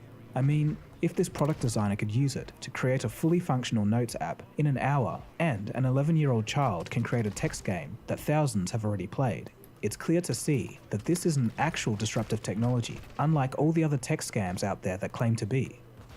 More broadly, and this is just me thinking, I think we're surpassing the information age and entering the knowledge age. The information age came with the advent of computers, the web, and internet. Now AI is making sense of that information and giving us artificial knowledge. Knowledge differs from pure information because, by definition, it requires skill and an understanding of a subject. At this stage, it's mimicking that skill and mimicking that understanding, but that just might be enough. In any case, this is something that all the technology of the information age just couldn't do. Some even go as far as to call access to such technology a human right. So what do you guys think? Do you think this is the coolest thing in the world, or are you a little bit worried by this? And if so, what field of work are you in? I'm interested to know your thoughts. I do actually read all the comments. Anyways, that's about it from me. Feel free to check out the podcast and some of the other videos I've done on surrounding topics about this for your further knowledge. My name is Dagogo, and KSI needed a keyboard. Saw you got a new room, saw a keyboard in it, looked really rubbish. Yeah, it looks terrible, I hate it. So I made him one. Like so? Oh. Oh. Huzzah. Oh, it's got my name on it. Why is it so heavy? The decal Oh shit! That's the reaction I was looking Okay. Oh whoa. Okay. However, I found out that no one had paid my build fees, so Why you? You know how it is. I gave him the parts he'd need to build it, and I bid him farewell. What? After watching him struggle to do anything, I offered him a helping hand to finish the keyboard, which I regret because the following madness can only be described as Oh what my happens God. when KSI Why builds would a I? keyboard. The first thing you need when you build a keyboard is what? Keys. You're not far off. Buttons. Stabilizers. Stabilizers. That's what you said. What is the next thing? He should have said you need the board first. Keys. Would make more We sense call for him. them switches. I have taken the liberty to provide some of my own keyboards, give you a demonstration of what keyboards can be and sound like. I'm basically going to give you them all at once, like rapid fire, and Yes. then you eliminate the ones. I like it, don't I? I like the sound of that. Okay. Ooh, kind of nice. Okay, next one. I don't like that. It's too quiet. Too quiet? Yeah. Okay, you won't like this one. It's just silent. I hate it. You don't like it? This is horrible. Okay, so this is currently number 1. Okay, yeah. Number 4. How is there so many? Ooh. Oh my god. So what are we thinking about this one? Oh, it's nice. It's nice, isn't it? Ah! What the hell? It's a Never had fucking that. keyboard. What am I getting excited about it? And as I went to grab more keyboards and thank today's sponsor, Shopify, Dave decided to be Dave. You look really familiar. Really? Yeah, you look a lot like that. KSI. You look like KSI guy. I am. This is an FMJ80. It's the oldest custom keyboard. You know what? This is not too bad. Oh. Oh wow. This is an AD 2.0. How much do you think the combined aftermarket value of these keyboards currently on the desk would go for? Combined together? Yeah. What? Probably in total 300, 400 pounds? No one tell him. What did you say your name was? Sorry? KSI. KSI. What does that mean? Okay. Ooh. Ooh. It like feels. It feels like it bounces back at you, doesn't Yeah. it? I'm curious, what you... I just keep saying my name, Olajide, BT. That's your full, That's just your what I keep... full legal name. So I'll let you know. No, not the BT part. Jesus, how many keyboards do you have, my guy? I downsized a lot. Knowledge, strength, and integrity. Right, okay. That's weird, since the KSI, who I know, that used to be something a part of the British Telecom's Halo squad. When did the reboot? 2017. That's when I transformed. How does one transform into words? Oh, this looks like it's got Japanese or Chinese symbols on it. Ooh. Oh, this is very. Oh, wait. This is what I wanted. Now he has to do the Okay. trade. Okay, no, you can't do it yet. We're gonna do it after when you eliminate it. My favorite designers made this. Yeah. I think the technique's like you need to. You're kind of digging it. You need to like. Well, I feel like I have to like lift it with my back, bro. People have been doing things to you after the new one. It's really what you aggressively typing It's out just angry so email. nice. I just like that noise. So It's addicting, isn't it? I feel like you're starting to believe. This one is a tiny bit heavier than the others. okay.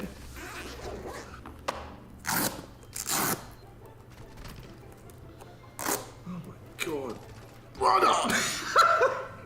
Jesus Christ! Oh! Okay, I don't want to ruin your desk actually. So usually when we build keyboards, you put like a desk underneath it. I've gone through the effort of preparing one just for this event. Okay. Get them on your arms. Yeah, and then that's it, it just happens. So if I write like $1 billion and just infinite youth, is that what I'll become?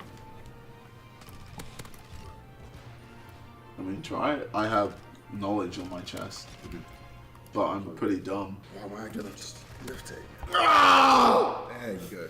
Oh, Stop, please. no, it's Man, I wish KSI made better videos on his channel, bro. His fucking Reddit videos are so boring. Holy shit. Really? He's actually funny. God damn it. Nah, this doesn't. Nah. Doesn't do it for you. Nah, it's just a bit like. It's like when PewDiePie started making Reddit videos. I mean, PewDiePie wasn't that funny to begin with, now that I realized, but... I realised that, because the travel one here is shorter. I'm a keyboard connoisseur. We have tried 9 keyboards. I feel like you went from, this makes no sense, this is actually kind of cool. Okay, yes. I have one more keyboard to show you. Just wait. Who is this? It's Simon Minter. He's my friend. How long have you worked with this friend?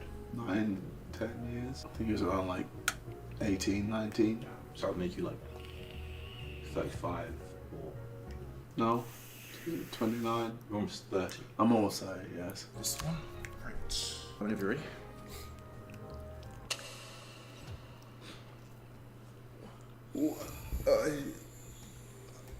I don't understand. What is there to understand? It's just a regular keyboard. It's 3 keyboards in... No, this is 1 keyboard. Whoa, how heavy is this?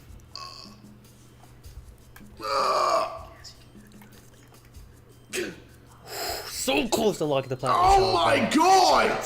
Bro! Jesus! It's not that heavy.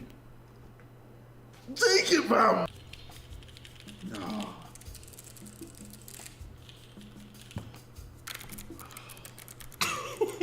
Alright, okay. Right, which one is going first? Oh, this one. Okay. Yeah, I don't... Oh, and this. This whole thing. Not a big fan of the triple keyboard? Why? You get bored of typing, what do? Oh, I'm bored again. I'm still bored. Okay, this is the real elimination round.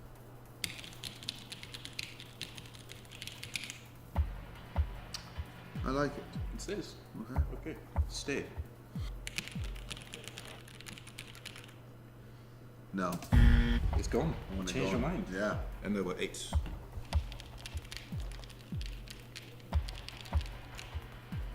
Makes me want to touch my keyboard, man. I'm not gonna lie.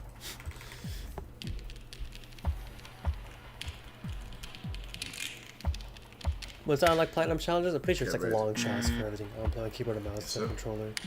Yeah, long shots. Wow. Okay. At least only 25, dude. If it was 2019 Modern Warfare, it'd be fucking like like 100, dude. They did not give a shit. When I had no hair, old ski. You've had an interesting history of haircuts. Yes, I have. You're doing now as your final stage. I'd say this is. I mean, it's not. Yeah. The black community likes the most. Why don't you think they took the? They didn't mind that one. They definitely didn't like the one when I straightened my hair. That was definitely an L. Would you be interested in me doing your hair for you, like the next level of the transformation? Oh God. Ooh. Imagine a cold Wednesday night. Nothing to do. Please don't make that face. That makes me really... that could stay. You can stay, okay. Oh. Oh. Oh, it's so easy. Slide into my fingers.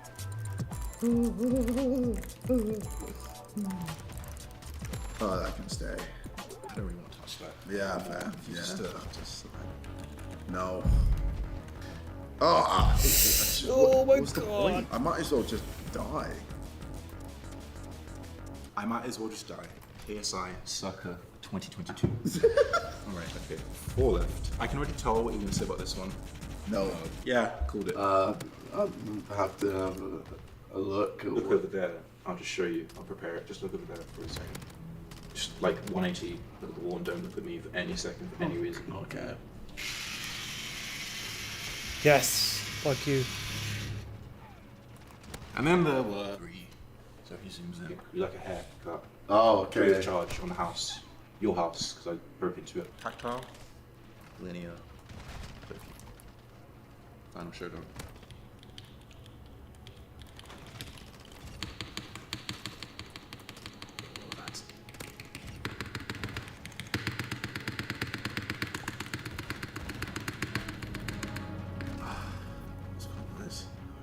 No. No? It's really good. I give really good cuts. No, I'm alright. I like my hair. This makes this next bit a bit awkward.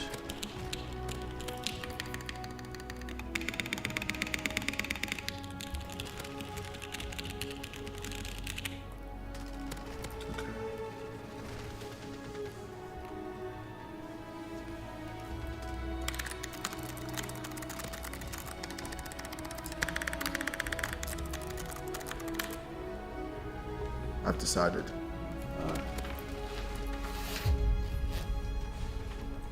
Oh. Oh no. He died. Drum roll.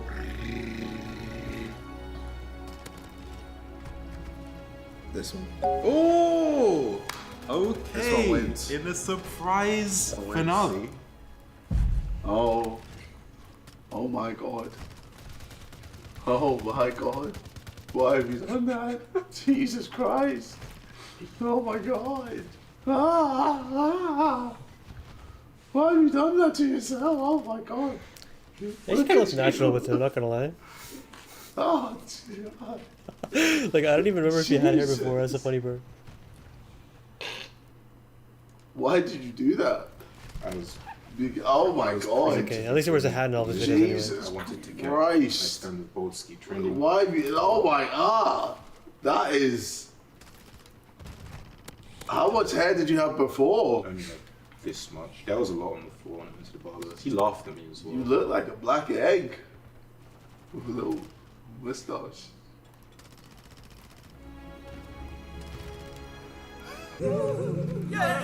Things were going surprisingly well at this point. There were no issues putting the switches into the plate or PCB, but I realized that in hindsight, this was the easy part, because it was now time to show KSI how to solder. I'm so happy I actually made him solder it. This shit is fucking hilarious. Wait, so what we soldering? Switches. That like little ring around there, around the pin, yeah, it's metal, and that connects with the rest of the PCB, all these components. And this pin is also metal. But for them to communicate, they need to be bonded. So we have to bond every single one. Yes. Not we though. But there's a lot of. You basically feed this in, hold it there for 1 second, you feed this, it melts, and you press it. Oh, and that's it. Yeah. Oh, let's fucking go. Oh shit. Brother! What do you mean? Whoa, wait! P90 some nice energy. though. You know? Fucking hell! Oh wait, actually, I don't really like this map. I think it's a bit dirty. I kind of want it more attractive.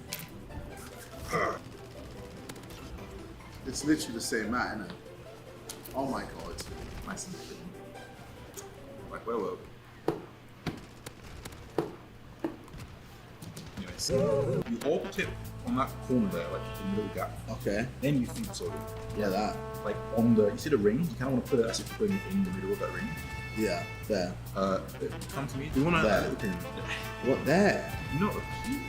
Where this is. Where the, What, put that there? Yeah, that tip should be where this is right now. So there. No, there. Did I do it? The real KSI would be good at maths. I'm going to ask you some maths questions now. What's 1 plus 1? 2. What's 3 times 3? 9. What's 7 times 8? That was a good first try. I'm just gonna take that again. Did I do it? 56. If a 3 falls down in the forest and no one's there to see it, does it still make a sound? If a 3 falls down in the forest and I didn't start it and no one's there to see it, does it still make a sound? If a 3. I asked the question, give me an answer. Can I get gold for everything in the game for almost need to everything? put this Okay. down. Hold on. Right, I was working on shotguns. Okay. You're gonna put long that shot down system. It's fucking there, bad. and you're gonna feed the wire in. Yes. Yes. No, numbers don't make Okay, sounds, level let me 20, see. yeah. What do Just numbers shotgun. 3, 7, 11 and 17 have in common with KSI's recent business venture? 3, 7, 11. Prime numbers? I feel like you guessed. Did you guess? That was a guess. Did you guess, KSI? Where did you guess? I don't know. What's the point of having the knowledge then? Was I right? It was. Oh you, my god. You I'm didn't say sick. it with confidence. I know. I'm just very confused. I have a big bold black man in my house. Let one and take it off, and then boom. Well, I did it. You did it, yes. Okay. I mostly did it, but you were technically holding it. Despite his questionable start, Ola learned very quickly. Yeah, bit more? Yes, okay, we're done. Nice. Now, not all of his joints were But perfect. do you see how mine looks like a pyramid? Yeah, and mine looks droopy as fuck. Yours. But he made good progress, so I finished off the rest for him. Then we tested if the switches worked. I showed him my secret This is method, Ouch, I missed. and he showed me his. the numbers aren't working. You can reprogram this very easily with software. So this could be like subscribe to classes on. Oh, this PP Bison fucking shreds. I'm gonna program that. I'm not gonna tell you how to change it. Okay, Every great. time you press F10. Fuck. I'm just always subscribing to you. Go on. How do you think this mounts to the keyboard? No.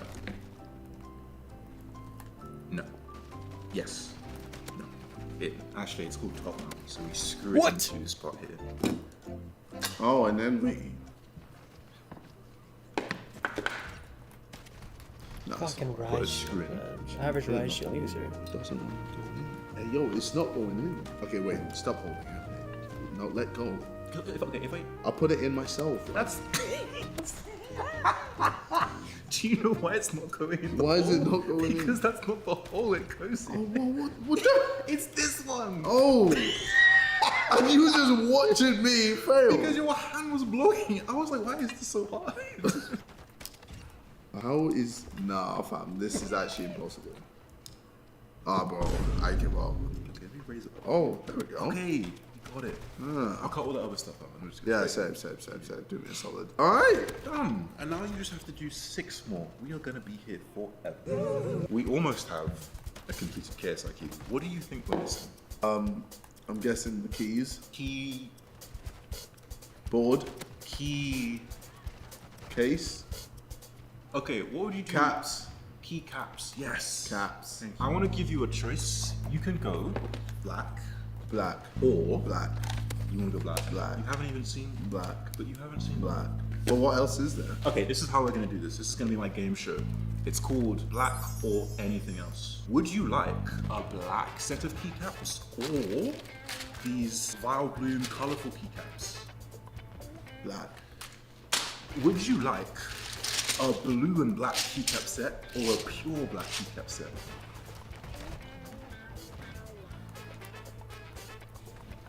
We'll go for the black still.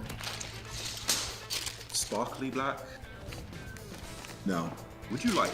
I'll get that on my face. You know this doesn't grow back very quickly. Yeah, no, I know. Why would you not want to get a haircut? God, no. Don't I look handsome? So what color is that? Turquoise. Ah. Would you like turquoise? No. Would you like black and red? Ooh. Or black? Black. What's the point? Why did we play this game, huh? Why does it look like you're uncomfortable looking at my dough? It's so doughy. You are the last person I want to hear that from. Why are you saying this like you're not going to choose black next? You're No, not even no. think about it. You know, give me a choice. Give me a Look choice. at the camera, like you're thinking about it, and then you say black. Why are we playing this? No, trust me. Do you have? What about just white? Pure white. Put in my magical bag and just pull out an inverse cap set, like this one. Oh. Would you like white with black letters or black with white letters? It's kind of cold. Do you have yellow? You're going to be like, wow, this much? This is too much. I can't handle this much, woman. Oh, get off me. You're overdoing it. Okay, that's enough sucking up to me. No, I don't. I would have gone yellow. You would have gone yellow on black. I would have gone yellow. Why? Who has yellow? Yellow is an ugly color. Yellow is a bad color. Black and yellow. Now I have to show you how to remove keycaps. I bet I can do it without you even showing me. The real KSI is a musician, right? Yep. Spit some bars to me right now. I'm gonna lay down this hot beat. Spit some bars right now, I swear.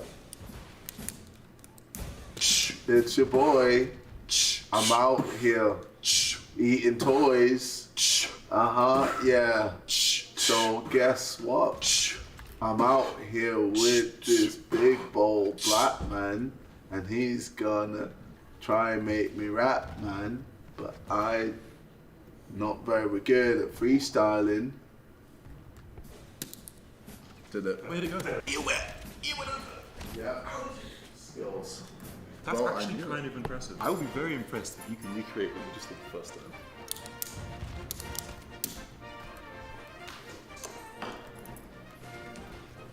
did you do that? I actually did it How again. did you? No. You got. If you do it 3 times, I'll believe it's skill and not just luck. Nah, this is insane. I found a new way of doing it. You're washed, bro. Oh, this one's a bit bigger. Oh, we found the floor. God knows how we're doing this one. Jesus Christ.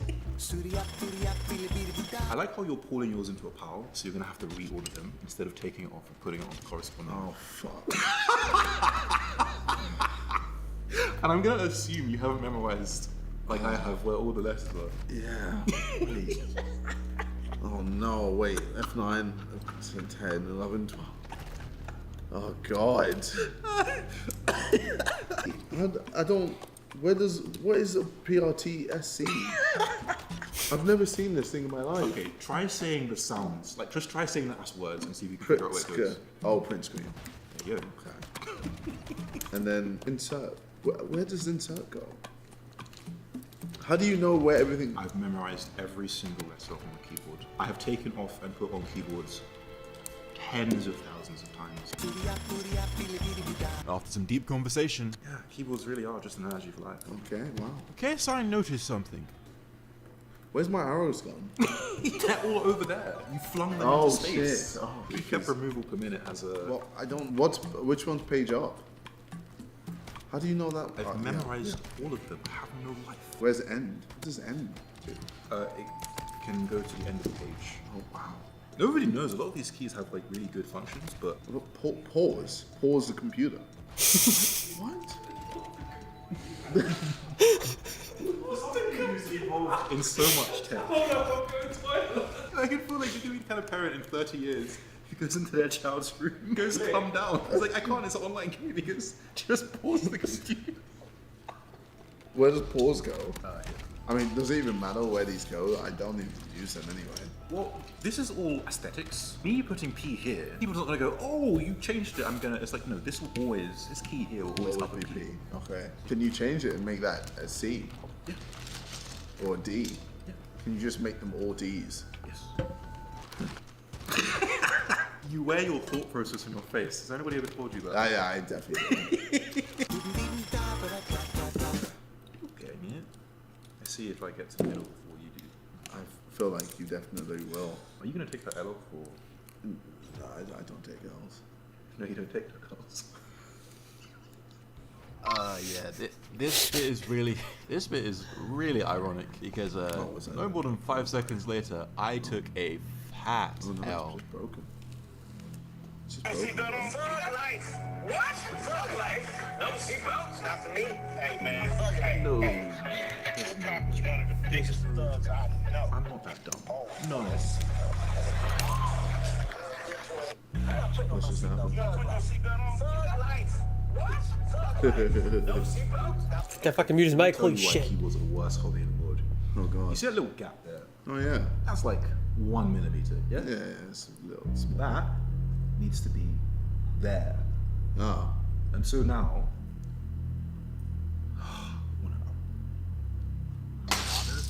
Oh god. Does that mean I don't have a code anymore? No code. I don't even use this. Oh, I want to see you on solder. 30 kills while prone is outrageous. You're right, real. Oh, what the fuck? Yeah, since we only have to do 2 joints, I will do the first one and you will do the second one. Okay? I'll point to it. You see this one? Yeah. This man right here, you're gonna put it over the pin and then press the trigger. Oh, you missed up. Oh, okay. Can we do it? Yes. Yay. Gotta celebrate, because now I can almost run. Yay, keyboard. Woo! Woo! I'm really selling the keyboard. It's almost 12 o'clock. Oh, you can ping in multiplayer? Oh, thank goodness. Oh, okay. After many hours, there was 1 keycap remaining, so it was time to reveal my big surprise. Where's the escape button? Would you consider yourself a betting man? Yes, I do like a good bet. Okay, I have a wager for you. First, the hook. If you can complete 1 challenge of mine, Titan-based challenge, I will give you what's inside here And I will give Con, who gladly set up all of this brilliant shenanigans, this one-of-one custom keyboard. Second, the line, introducing you to today's sponsor, Shopify. Would you like to accept my challenge? Do I have a choice? No. Okay then. 20 minutes, 6 months per minute. Okay. Turbo, 36. 36 is quite slow. Okay. You know what? I think I could beat Turbo. I mean, I'm not making any mistakes. Shit. 38 words per minute. Wow. KSI. Did I beat Turbo? I did. You did. Third, the sinker. A real wager. If you can beat your typing score from 14 seconds ago, I will give Con that special keyboard and I'll give you your escape key. Woo! Go JJ, you can do this! I love you! Yeah, let's do it. I'm ready. If you're wondering how the glasses company managed to afford this keyboard, that keyboard, and all these extra parts, it's because Shopify believes in me and you, regular people who want to turn their ideas into businesses. Not only has their easy-to-use all-in-one platform helped me raise enough money to save my mum's wall, Shopify lets you sell in person, online, and now directly underneath your YouTube videos for easy access. It's also going to help me afford my next stupid idea. Here's how. When Dave wasn't looking, I managed to snap a picture of his bar lid, and combined with my amazing Photoshop skills, I present to you the Bold Mat. I'm selling this on my Shopify store, the Glasses Company, for the next 7 days, and never again, because that would hurt Dave's feelings more than I already have. But in that 7 days, you could literally start a business, a side hustle, a movement with your free trial at shopify.com/glasses on me.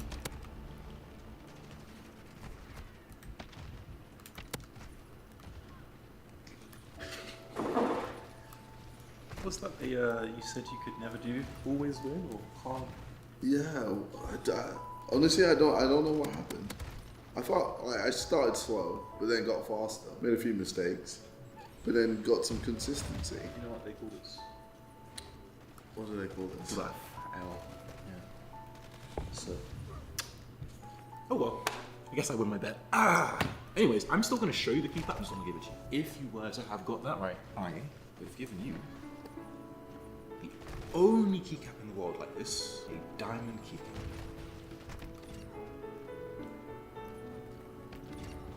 Now look, you can't keep it. It's also got XIX on it, Sidemen themed, very heavy. Oh my god, this is pretty amazing. It's pretty good, isn't it? It really glistens. Imagine how good that will look as a centerpiece of your keyboard. See what? No. Just I can show you actually, yeah. You can mount it.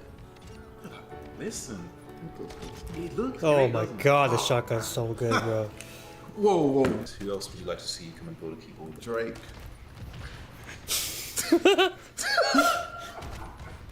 Give me this keycap. Mine could have said any other YouTuber, and that said Drake. Yeah, nice move. You know what? Give me your keyboard.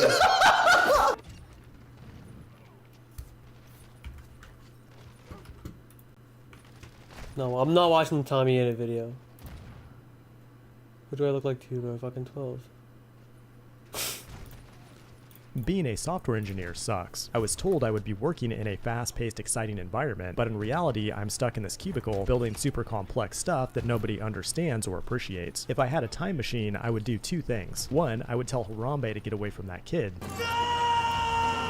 And two, I would go back to school to become a civil engineer so I could work outside building stuff everyone admires like bridges and skyscrapers. Unfortunately, I haven't figured out how to build a time machine in JavaScript yet. Now, I would never recommend anybody choose software engineering as a career, but if you do make bad life choices like me, you should be prepared for some really bad things to happen. Like every doctor eventually loses a patient, and every pilot eventually crashes a plane. Likewise, every software engineer will eventually face a merge conflict, and that's not even very bad. In today's video, we'll look at 7 different devastating irritating text messages that no developer ever wants to hear. Speaking of which, I finally started a Discord, so feel free to chat with me over there after this video. We've got some t-shirts and licenses to JetBrains software to give away over there. One of the biggest problems with software engineering is that you don't want your friends and family to find out what you do. The reason is you'll get messages like this from your uncle or old roommate asking if you want to build an app together. It will consist of a very dumb idea that's impossibly complex to execute, like Uber but for horses, or TikTok without the Chinese, with a $500 budget. Messages like this are so painful because software engineers are usually that's a good joke. Who have a hard time saying no. What you'll want to do is respond and say, hey, that's an awesome idea. I would love to build it for you, but my rate is $300 an hour. What they'll likely do is come back with a counteroffer of $0 per hour, but 10% equity in the company, which will eventually be worth billions. That's pretty much checkmate. Trust speaks for itself.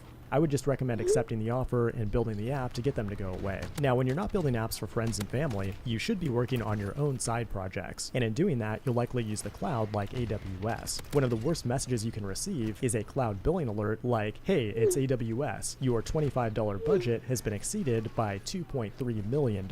Maybe you clicked the wrong button or accidentally created an infinite loop, but the important thing here is not to panic. The easiest solution is to just stop using AWS and pretend nothing ever happened. If Jeff ever sends his guys after you, just tell them your account got hacked. That may or may not work, and if it doesn't, you can at least find comfort in knowing there are many other homeless people out there who simply forgot to turn off an EC2 instance. Another dreaded catastrophic thing a developer doesn't want to hear is that a production database has been dropped accidentally, along with all of your company's data that was worth billions of dollars. You just made the simple mistake of dropping prod instead of dev. When something like this happens, it's absolutely terrifying, but hopefully you have backups that are able to restore it back to its original state. If not, now would be a good time to start looking for a new job. Dropping a database is incredibly easy and can be accomplished with a single line of code. You can use this knowledge to fight back against the system, as this person did here, by weaponizing SQL injection against speed cameras. Dropping a database is bad, but at least it's over quickly. Many developers suffer a worse fate, like this guy who got a message from his boss assigning him to a legacy AngularJS version 1 codebase that needs to be migrated to Angular 14. Sadly, the previous developer died of old age and was the only one who had any idea how anything in this codebase worked. He knew exactly how to keep his job by creating an overly complex codebase without any comments or documentation, and now it's your turn to update it. Fuck my life. This job will take more skill and ingenuity than building a nuclear submarine, and when you finally finish the job in a few years, no one will even notice or care, because by that time it'll be time to migrate your legacy codebase into the hot new JavaScript framework of 2025. Speaking of which, something a web developer never wants to hear is that a new, better JavaScript framework has been invented. When you learn a JavaScript framework, you join a tribe, and that means everything outside that tribe is dangerous and terrible. Now, normally you can create an echo chamber to convince yourself that your chosen framework is absolutely 100% the best in every use case. However, at some point, you may be convinced that a better framework does in fact exist. When that day comes, you'll need to turn your back on your tribe and lose many friends in the process. And it's not exactly easy to make new friends when you're a software engineer.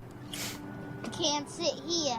But one of the most annoying things that can happen to you is when a non-technical person, like a client as a content creator, please never use the Discord noise in your fucking video. Finished product. Pisses like, everybody let's just off, move this nav bar from the top over to the side here. It should be an easy change for you to make. You don't not want to look like a 10x developer, so you go ahead and do it, but it takes like 20 hours and modifications in 100 different HTML and CSS files. Then as soon as you commit your work, that same person will come back and say, you know what, I think I liked it better the first way. Let's go ahead and change it back.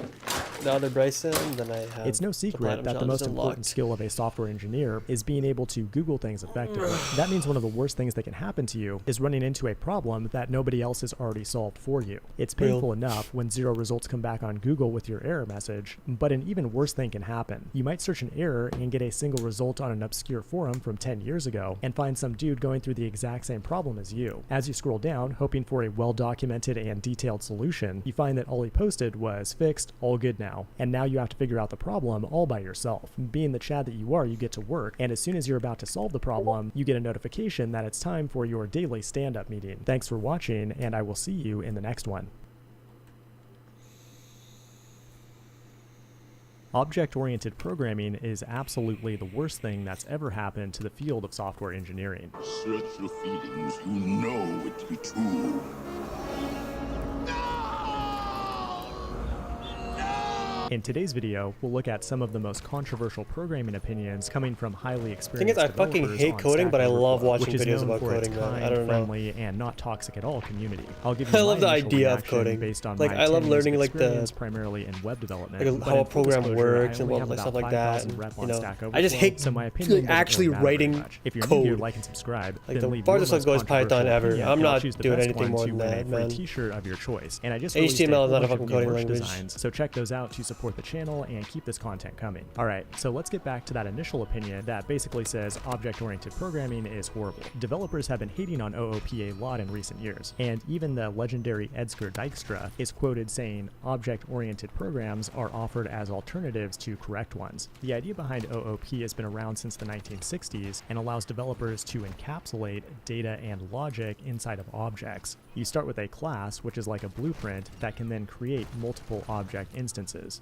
These classes can inherit behaviors from each other, forming a hierarchy of abstractions. In addition, there are a bunch of design patterns to go along with it, like singleton, factory, dependency injection, and so on. All these features and design patterns sound sophisticated, and sometimes they trick you into thinking you're making productivity gains when there's likely a much simpler way to get the job done. A common complaint is that object-oriented languages require a lot more boilerplate than something that's more functional in nature, and applications end up having a bunch of mutable state that's difficult to test, refactor, and just reason about. Personally, I do think these criticisms are valid, but a bit overblown. In JavaScript, I rarely implement my own classes, and basically never use inheritance. Instead, I create modules that export functions and plain objects. That makes the code tree shakeable so that dead code can be eliminated when it's bundled together. You also don't have to worry about things like constructors, getters, and setters, the this keyword, which in many cases just add unnecessary complexity. But that being said, I do come across cases where a class is a really nice way to encapsulate something, and they do work really well in frameworks like Angular or Nest that have put a lot of thought into how to work with classes in a predictable way.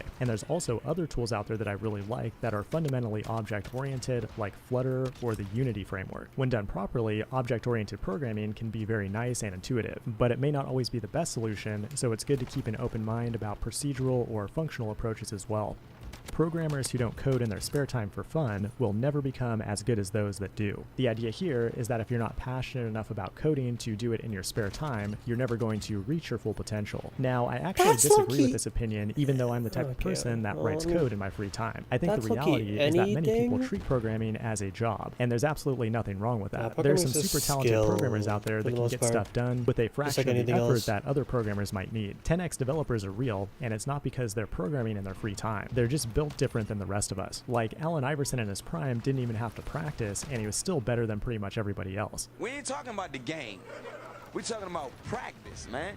Being a programmer is not just about writing code. It's also about communication, being a good team player, vision, creativity, and a bunch of other soft skills. Which brings me to the next opinion: lazy programmers are the best programmers. Or another way to translate it is work smarter, not harder. I agree with this one 100%, but I think a better word for lazy might be something like clever. Working hard is good and all, but sometimes it can blind you to a better solution. Like, have you ever been stuck debugging something for hours, then you take a 10-minute break and come back and solve it right away? That's a phenomenon experienced by all developers and has happened to me many times. Instead of working hard, be lazy about things, take a break, and come back and look at it with a fresh set of eyes. In addition, when you suspect you're doing something inefficiently, it might be valuable to devote a few hours to learning a new skill. Maybe you need to write a function that checks for an odd number, and currently you have an if-else statement to infinity. You might actually save some time by taking a few minutes to learn how the modulus operator works. But in some cases, learning might even be a waste of time. The next opinion is that Googling it is okay. One time my doctor told me that Googling stuff online doesn't make me a doctor. That didn't make a whole lot of sense to me because my most important skill as a developer is being able to Google things. A better opinion I found on the same thread goes like this: it's fine if you don't know, but you're fired if you can't even Google it. I agree with this opinion because the daily work of most developers is about problem solving for the business, as opposed to more theoretical algorithm implementations that you face on an interview. Google is not the solution to everything, but knowing how to use it efficiently is definitely a skill that any experienced developer should have. On a related note, another controversial opinion is that a degree in computer science does make you a more well-rounded programmer. This is controversial because many influencers out there today say that you don't need a degree to be successful as a programmer. You don't need college to learn stuff, okay? Everything is available basically for free. You can learn anything you want for free. and many big companies have dropped their degree requirements for developers altogether. Personally, I don't have a computer science degree. Everything I've learned has been self-taught or learned on the job, and I've met many other developers making big salaries without a degree. So you definitely don't need a degree to break into the industry, but that being said, if I could go back in time, I would probably pursue a computer science degree. It can definitely fast track you by getting you internships at big companies, and I do think that foundation of knowledge would likely make you a better programmer. That's why school is good, just anyway. 4 years of your time and $100,000. You do learn good debt. stuff. College and, definitely isn't a path for it does everybody. get you some good And one of my connections. favorite things about the tech industry is that you can be successful without a degree, which is a good segue into the next opinion. There's an awful lot of bad teaching out there. Whether you have a degree or not, you'll eventually find yourself on YouTube trying to learn from one of the many different teachers out there. As a teacher myself and a supporter of my fellow YouTubers, I unfortunately agree with this statement. In fact, plenty of people out there absolutely hate my teaching style. I get mean comments on almost every video saying the content sucks and that it's too fast and so on. What it really boils down to is that different people have different preferences when it comes to teaching style. Ironically, this guy's really the short biggest turn form, off for me fast-paced is when a videos. teacher has a highly opinionated take on something. There are people out there who preach dogma like there's only one right way to do something. That's almost never the case, and my mind is always being blown with new ways to get things done all the time. The only thing I really know is that I know nothing. Speaking of dogma, people have really strong opinions about unit testing. A controversial one is that unit tests don't need to be written up front, and sometimes not at all. Unit testing can be very valuable, and there's even empirical evidence to support that. But also, in my experience, it can be a completely useless waste of time, especially in projects where the requirements aren't very well defined and likely to change as the project evolves. Because if you try to write your test up front, then requirements change, you not only need to refactor your code, but also your tests. In addition, most developers don't really like writing tests in the first place, so when you put a requirement out like 95% code coverage, you get a bunch of pointless tests just for the sake of testing and horrible code to go along with it. I think quality is a lot more important than quantity when it comes to testing, or if you have the resources, use a dedicated quality assurance person or team to validate the code before it goes out. Another opinion that's kind of related to testing is that the customer is not always right. When building a new piece of software, you generally start with some requirements from a customer, project manager, or some other kind of stakeholder, and it's not like a blueprint for constructing a building. These requirements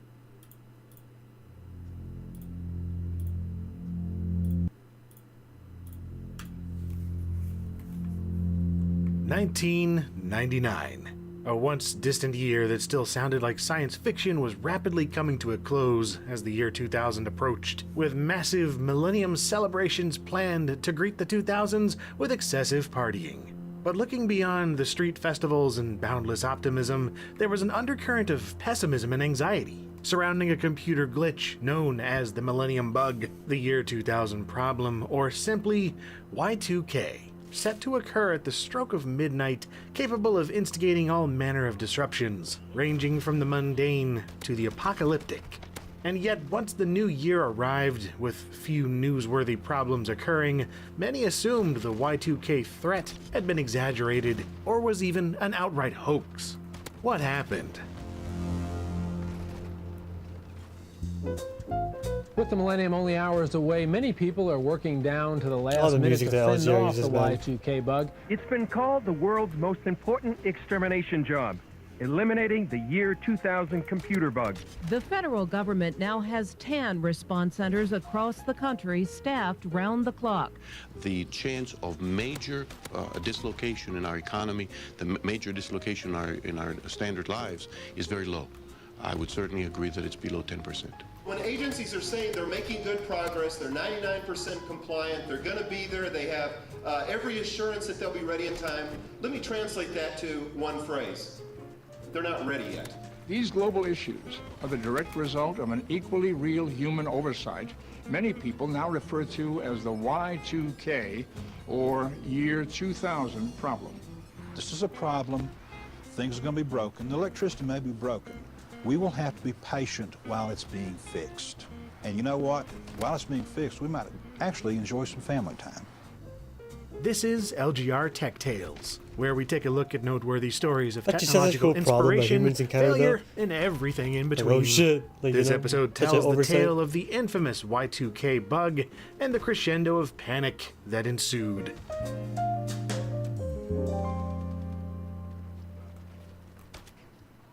Imagine. I mean, So what I don't know, was I'm the pretty year young. I 2000 couldn't have imagined problem to begin how it with? was like. while Y2K, or century date change as it was known for a while, can be most easily described as a calendar problem. For decades, computer programmers abbreviated the 4 digits of each calendar year down to the last 2 digits. So the year 1965 would be truncated to 65, for example. While humans had the common sense and context to understand a 2-digit year, the actual computers might take this at face value, meaning that the year 2000 could instead be misinterpreted by a computer as the year 1900, deeming 010100 to be an earlier date than 12/31/99. In hindsight, this seems like an easily avoidable problem, but when the shortcut was first implemented, it didn't pose any immediate threat. In fact, it made complete sense. Some of the first widely used computers in the United States, like the IBM 1401 introduced in 1959, were programmed using paper punch cards. These punch cards were a holdover from the electromechanical tabulating and accounting machines computers replaced, and operators of those had often punched in 6-digit date codes in the interest of saving time and space. So when it came to start using computer programs instead of accounting machines, the same 6-digit date code carried over as well. Then, once the venerable IBM System 360 came along in 1964, its operating system continued using 6-digit dates to maintain backwards compatibility when emulating IBM 1400 programs. These abbreviated dates also had the welcome effect of saving a couple bits of data per punch card, slightly decreasing the number of cards per program and lowering memory requirements. Consider that a single 2-kilobyte board of core memory could cost a couple $1,000s, around $1 per bit, and a 5-megabyte hard disk cost tens of thousands more, so it made sense to truncate programs any way possible. Sure, 6-digit years were a tad vague, but big deal. No way anyone would be running 1960s computer programs 40 years later. But that's exactly what happened, especially in the realms of government, finance, and infrastructure, where bureaucracy was high and change was slow. And it's not that computer programmers didn't think ahead. This century date change, or CDC problem as it was called, was noticed early on. All the way back in 1958, computing pioneer Bob Beamer was one of the first to address the issue publicly while he was an employee at IBM. He was working on a genealogy program in conjunction with the Mormon Church, and the researchers needed to distinguish between the years 1900, 1800, 1700, and so on. 2-digit years made this impossible, so Mr. Beamer came up with a way of programming full 4-digit year references in COBOL.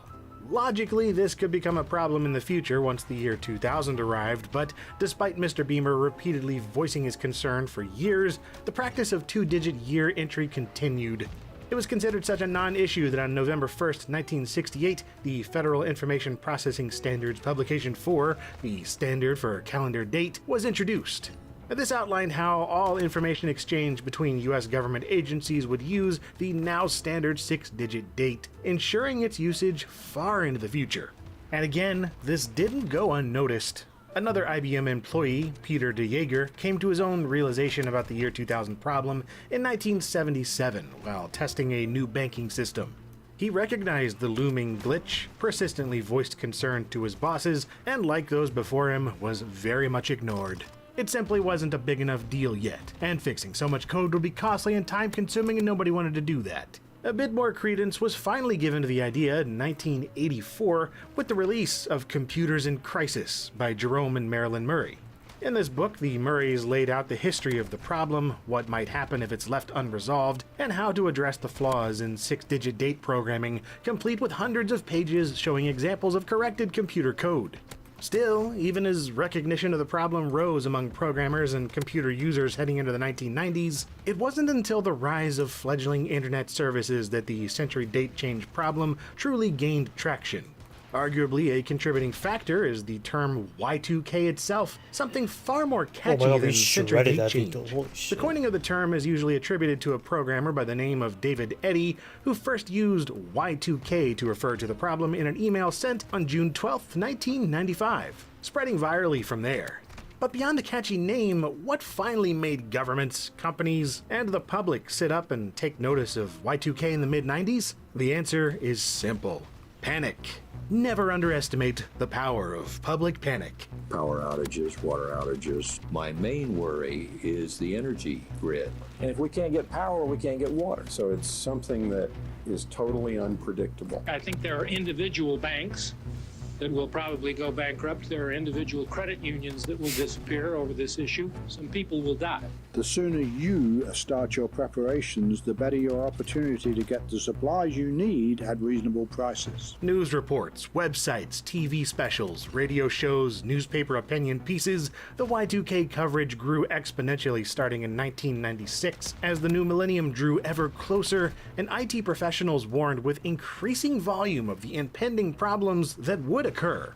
By 1997, many experts were declaring a point of no return time bomb was approaching. And who knew what chaos might ensue if things weren't soon addressed? Especially when it came to computers that were now a couple of decades old, like those used in electrical grids, air traffic control, social security, emergency response systems, banking and financial institutions, hospitals and hospice centers, oil refineries and gas processing, and of course, all those scary-looking nuclear power plants and missile silos.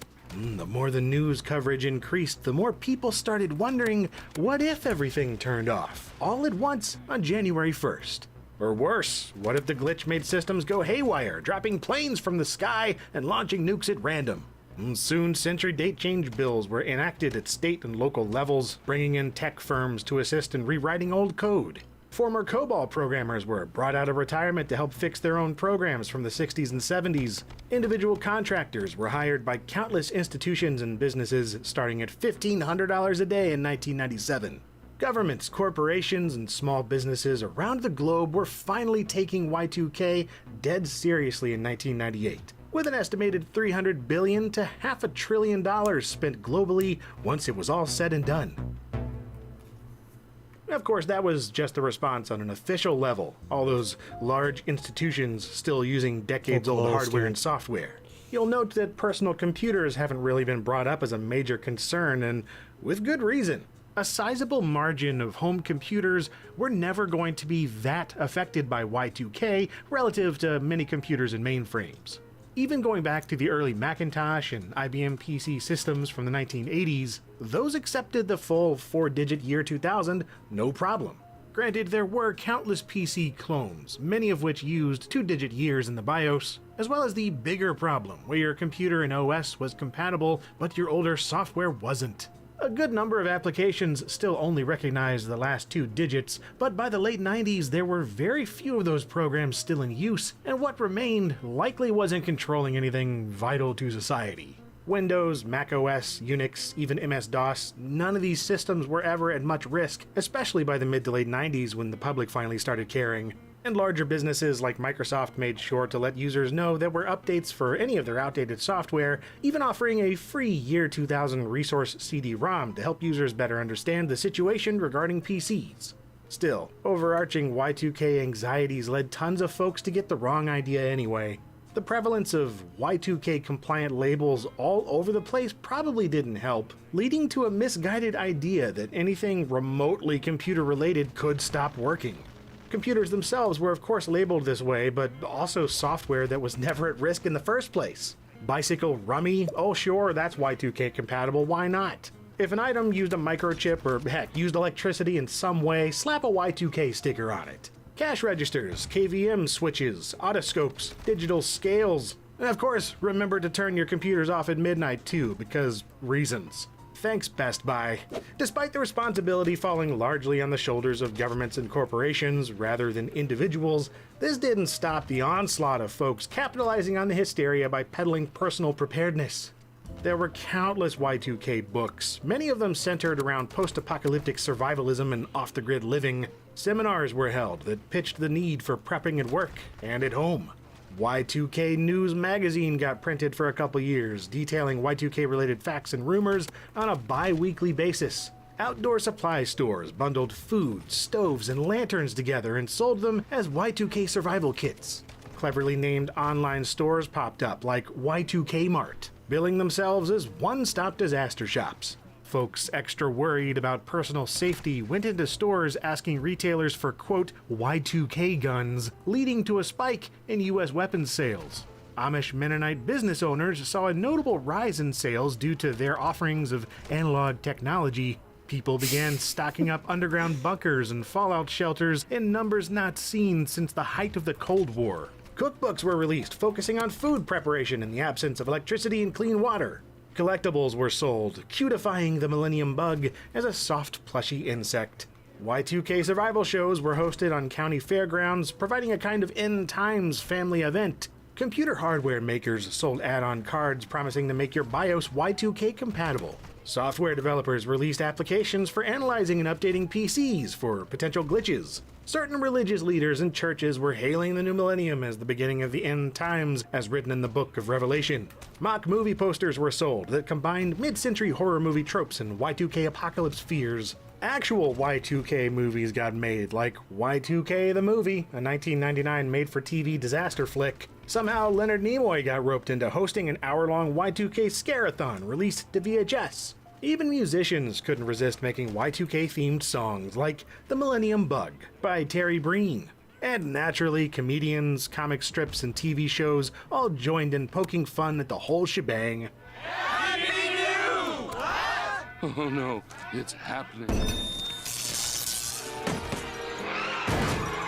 So with all the years of Millennium Bug silliness and scare tactics, it's no surprise that many folks were still expecting the worst. But once the day finally arrived in 1999 turned to 2000, Y2K was more or less a no-show. Power kept flowing, planes kept flying, cars kept driving, banks kept banking, even computers that weren't turned off before midnight did just fine. There were a number of issues though, even if largely limited to brief localized interruptions. A building in South Korea lost its heating for a few hours. Several people in the UK were given incorrect medical test results due to age miscalculation. 3 dialysis machines in Egypt needed to be reset at midnight. And some credit and debit card terminals delayed transactions by a few days. Not to mention some more lighthearted blunders, like a guy who returned a rental videotape to the store only to be met with a $91,250 late fee for being 100 years late. But the vast majority of Y2K bugs were incredibly minor, mostly just digital clocks and calendars showing 1900 instead of 2000 before being promptly fixed. According to the US Senate Y2K Aftermath report, despite all those incidents, there were, quote, no major problems experienced in the US or worldwide during the Millennium Date change. So hooray! Job well done, crisis averted. Everyone thanked all those skilled programmers, right? Not quite. The skeptics and the defenders alike began sounding off immediately, as exemplified by the January 1st comments section from the BBC's Talking Point page. I have always believed in the saying, there is nothing so insignificant that it cannot be blown out of all proportion. With the demise of the Y2K bug, the media will now have to find something else to expand to the ridiculous. Maybe the reason not much happened is because a lot of people spent a lot of time, most of it unpaid, fixing the bug before it could bite.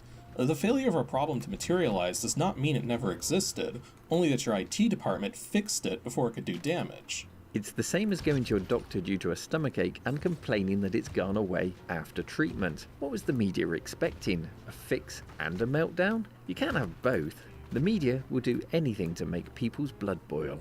The Millennium Bug, just another example of the computer industry extracting money from an uninformed public. I wonder what the next money-making scam will be. Had the money not been spent, there would have been chaos and a lot more money spent to fix them. The real lesson to be learned from this is to correctly design the software in the first place and don't assume it won't be around after a few years. I'm quite relieved that everything so far is Y-OK, mainly because as of about December 27th, I had eaten all of my Y2K stash. As of January 1st, 2000, everything seems normal, but I don't know if the water is still safe to drink, and I think my car is too old to be affected by computer chips. The Y2K scare was definitely a scare campaign for reasons best known to the computer programmers and software manufacturers. This money could well have been spent to greater benefit to mankind the world over. Get real, guys. Had there been a total meltdown, global thermonuclear war, and all the other things that many seem to be actually looking forward to, just who would you have blamed? Exactly the same poor souls who you are now blaming for the absence of these things. This discourse only grew over the coming years, with retrospectives analyzing all the warnings and preparation, wondering if it was all overblown.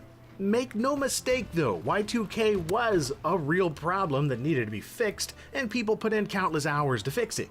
But the problem with thoroughly fixing something is that to an outsider, it looks like nothing was fixed at all.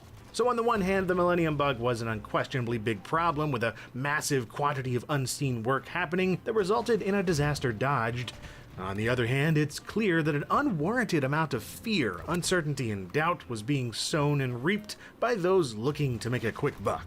To quote tech journalist Robert Cringely, I believe a terrific amount of Y2K fraud took place. There was a lot of money that was spent, and it wasn't visible. The question is whether the right work was done, and my guess is probably about half that money was just wasted. Indeed, no one knows precisely how much of the prep work was truly necessary and how much was at best an honest overreaction, or at worst, a cynical cash grab. And unfortunately, those bad actors often received the spotlight instead of the workers grinding away fixing the actual problems. And thus, Y2K ended up being more of a punchline, a cliche end-of-the-world trope that the public was all too happy to move on from. But it wasn't an all-out hoax either. The calendar date change problem was real, and a lot of the fixes were necessary. Additionally, computer hardware and national infrastructure updates made to prevent Y2K chaos ended up having benefits beyond the year 2000 problem. As just one example, New York City's infrastructure overhaul for Y2K has been credited as helping deal with the 9/11 terrorist attacks. The enhancements and fail-safes installed to prepare for Y2K ended up being invaluable in helping first responders in 2001 when power, communication, and rail lines were destroyed. On the flip side, some of the Y2K fixes caused issues that only arose decades later in what became known as the Y2020 bug. Turns out up to 80% of Millennium Bug fixes relied on a method called the pivot year or windowing, making computers see years between 00 and 20 as the 2000s. Once the year 2020 came about, anything relying on this temporary fix immediately broke, including parking meters, point-of-sale terminals, and even the pro wrestling video game WWE 2K20. So sure, Y2K is easy to look back on and joke about, with all the laughable products and absurd apocalyptic predictions, but it shouldn't be dismissed entirely as a scam either, even with all the scamming and poor decision-making that occurred. The public perception perpetrated by the media that this was a hoax has done a great disservice to the industry, said Peter de Jager in 2010. Organizations did not spend $300 billion worldwide because someone said there was a problem. Nobody is that gullible. They spent $300 billion because they tested their systems with 00 dates, and the systems stopped working. Let's hope the media, the industry, and the public alike have learned their lessons then, because calendar-based computer problems continue to crop up, and there's no telling what kind of technological silliness lies over the horizon.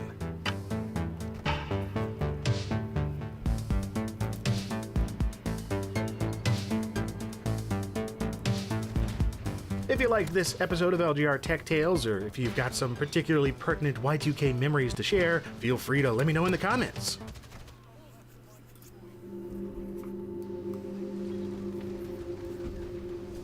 The blue LED.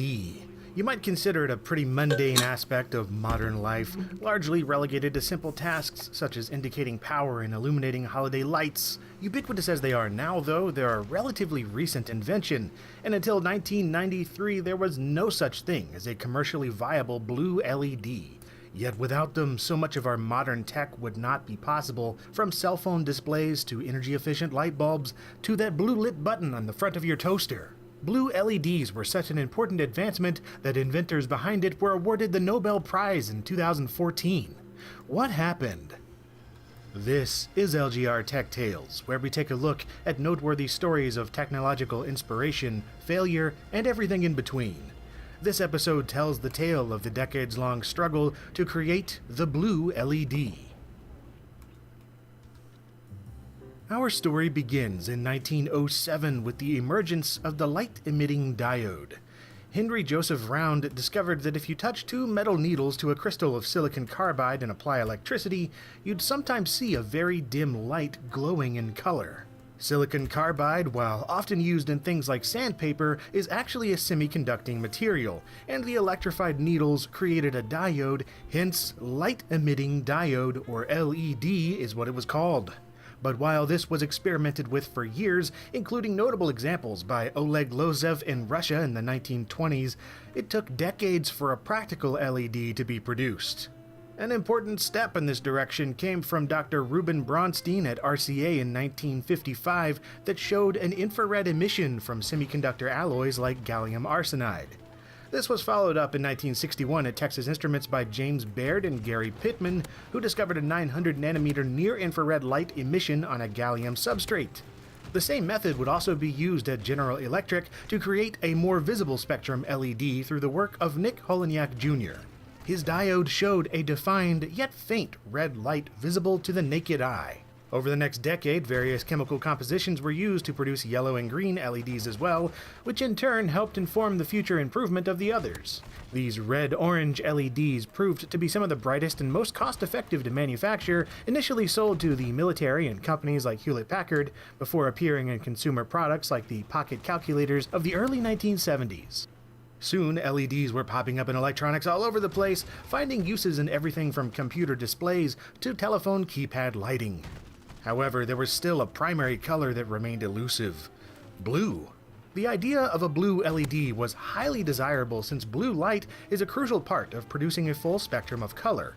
The three additive primary colors of red, green, and blue can be mixed to create other colors between them, and then combined completely to create white.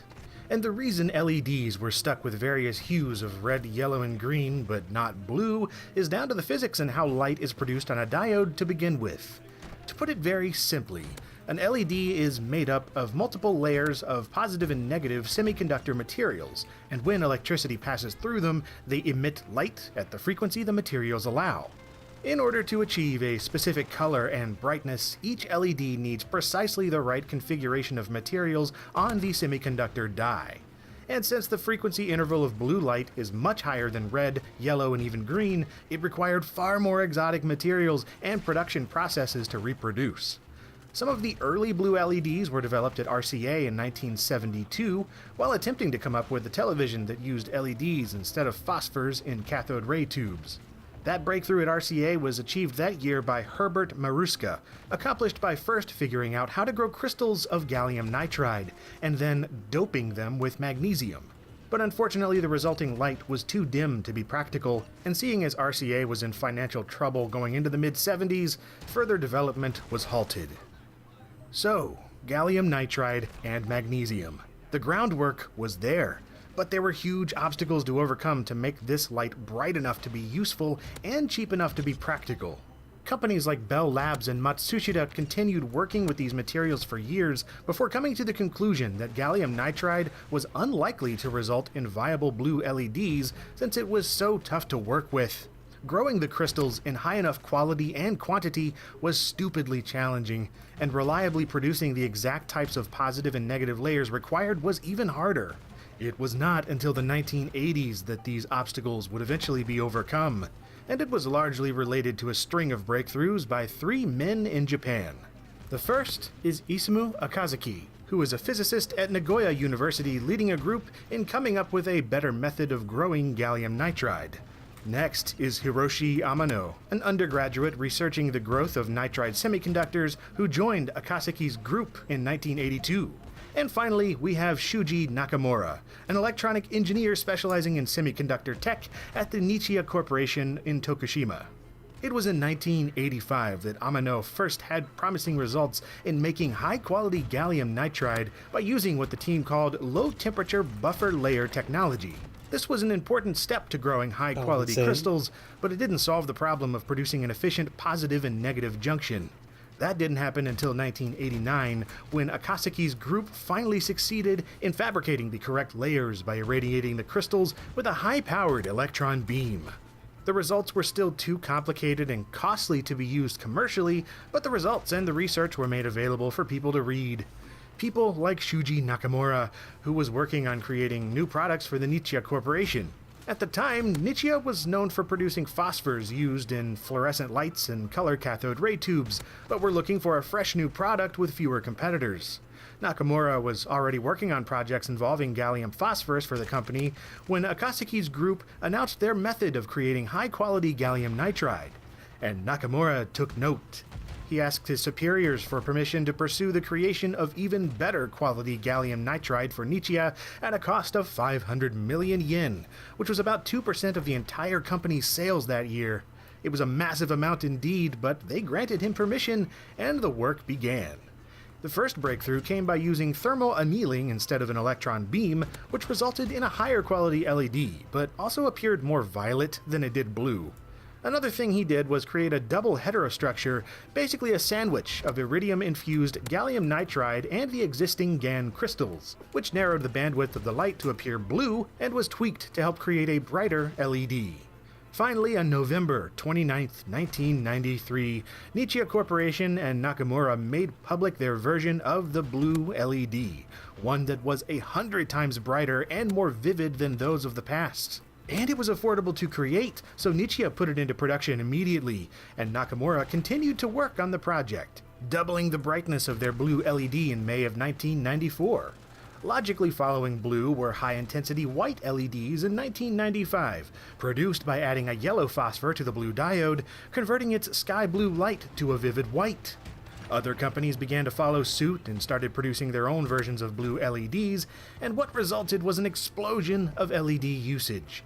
Now we finally had the full color spectrum through LEDs, and they're used in everything from home appliances to television screens and backlighting to cell phone and tablet displays. And the altered blue LEDs that result in white light have created a revolution of sorts in general lighting applications by being far more energy efficient and longer lasting alternatives to incandescent and fluorescent bulbs. Not to mention, home lighting is more versatile and colorful than ever, with RGB LEDs combining to create vivid displays in everything from mood lighting bulbs to gaming keyboards. Another advancement birthed from the blue LED arrived in 1996, where Nakamura built on his work to produce the first efficient blue laser. While it took some time for the effect of blue LEDs to really be noticed, the benefit of a blue laser was immediate cause for excitement within the data storage community. Up to that point, lasers for media storage were only available in red, and their lower wavelengths meant you could only store so much data on things like CDs and DVDs. But with blue lasers, or more accurately blue-violet in this case, the potential for higher capacity optical media was huge. Blu-ray discs are perhaps the most well-known example for blue-violet lasers, but they're also used in plenty of video projectors, telecommunications devices, and medical diagnostic equipment. But while there's always more to talk about on a subject like this, that's all for this video regarding the blue LED and the struggle to bring it to life. Without them, we wouldn't have nearly the same devices and technology in the 21st century that we do. From smartphones to street lamps, from toasters to headlights. There are few pieces of tech today that haven't been affected by the blue LED in some form, so it's little wonder that Akasaki, Amano, and Nakamura were awarded the Nobel Prize in Physics in 2014 for their creations. At the same time, it's important to remember the decades-long mission to invent the blue LED, spread across countless researchers, companies, and events over the course of the 20th century. Technological breakthroughs rarely happen in a bubble, and the creation of blue LEDs is very much a worldwide story of success that only happened through years of failure, persistence, iteration, collaboration, and hardcore science. And if you enjoy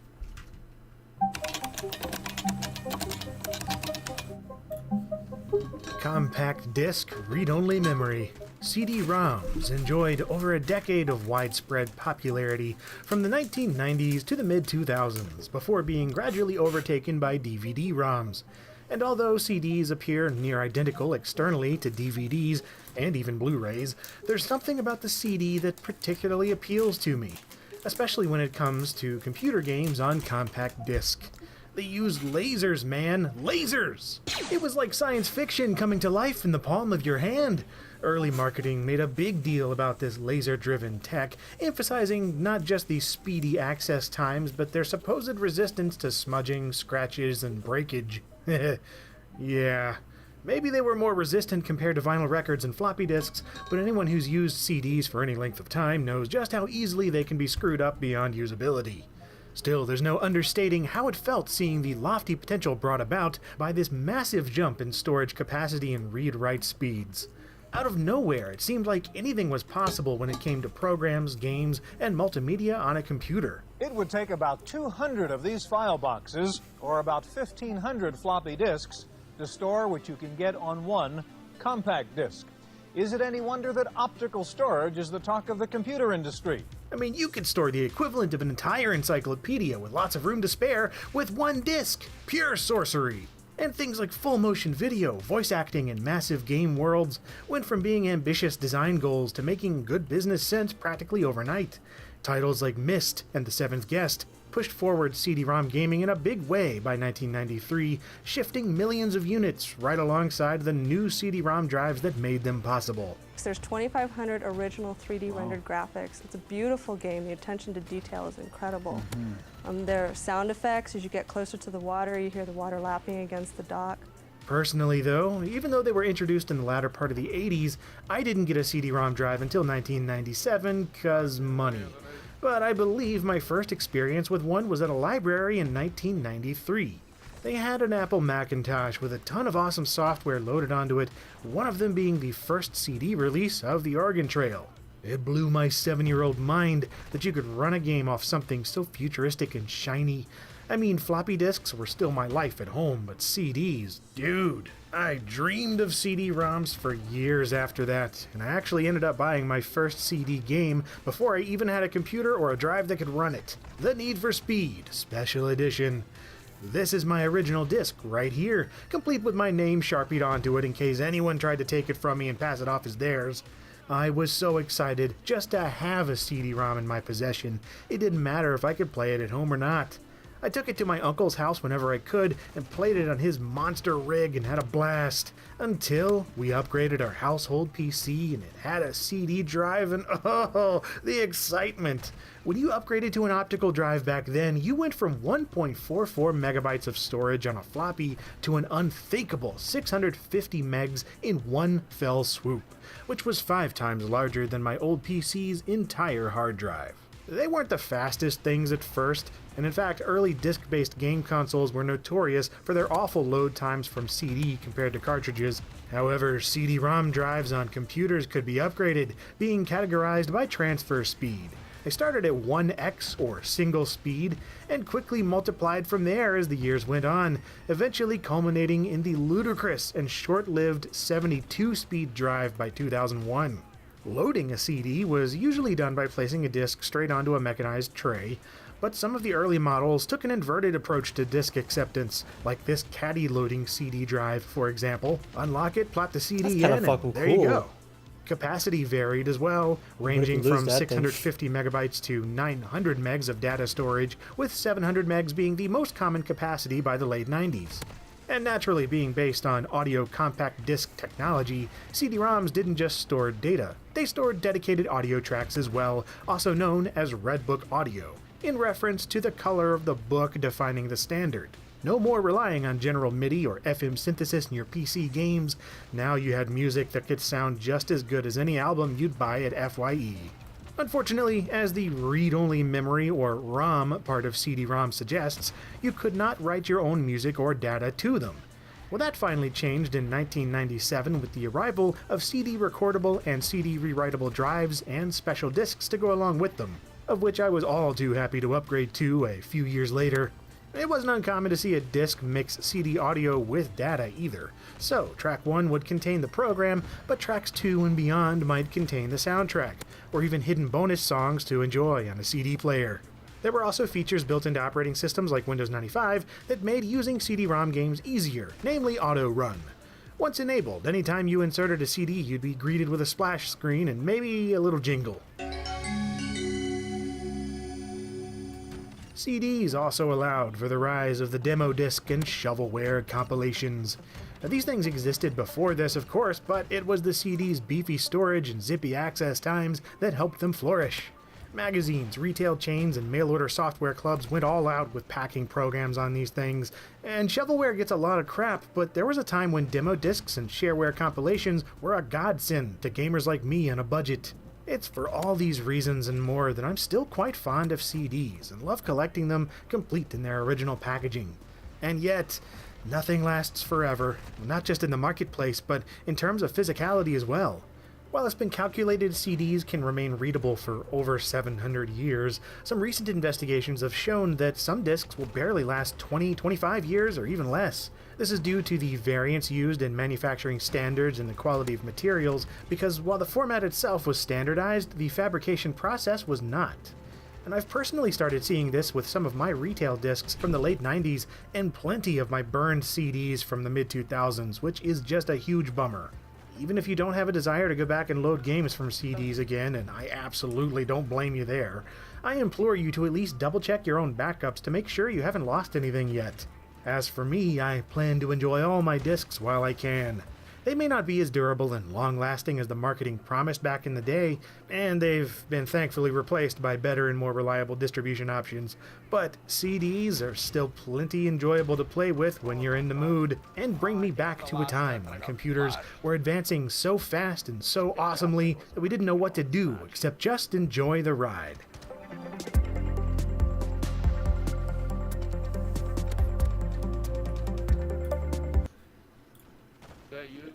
A lot of old CDs that I probably should rip before they fucking die. Damn, 4 and 32? Holy shit.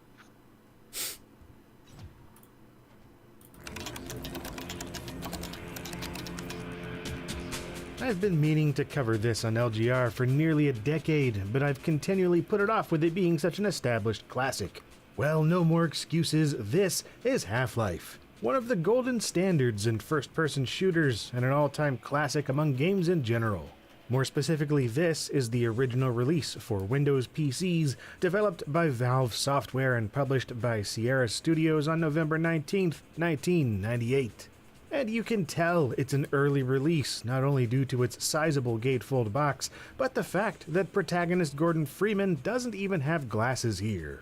That changed by the time the 1999 Game of the Year edition came around, with Mr. Freeman donning a respectable set of spectacles from here onwards. We'll get back to some of the later releases in a bit, but for now let's stick to the original release.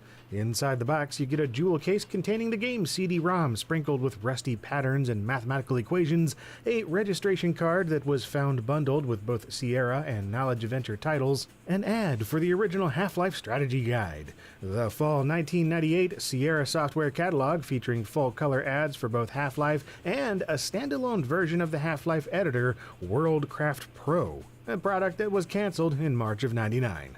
And finally, there's the owner's manual, a 40-page document featuring vivid orange highlights and piles of detailed gameplay information and concept art, as well as an ad for the Falcon Northwest Mach 5. Man, that company was all over the place. Seems like there were Falcon ads for every major PC game release back then. Half-Life begins with some logo videos, including that iconic one from Valve.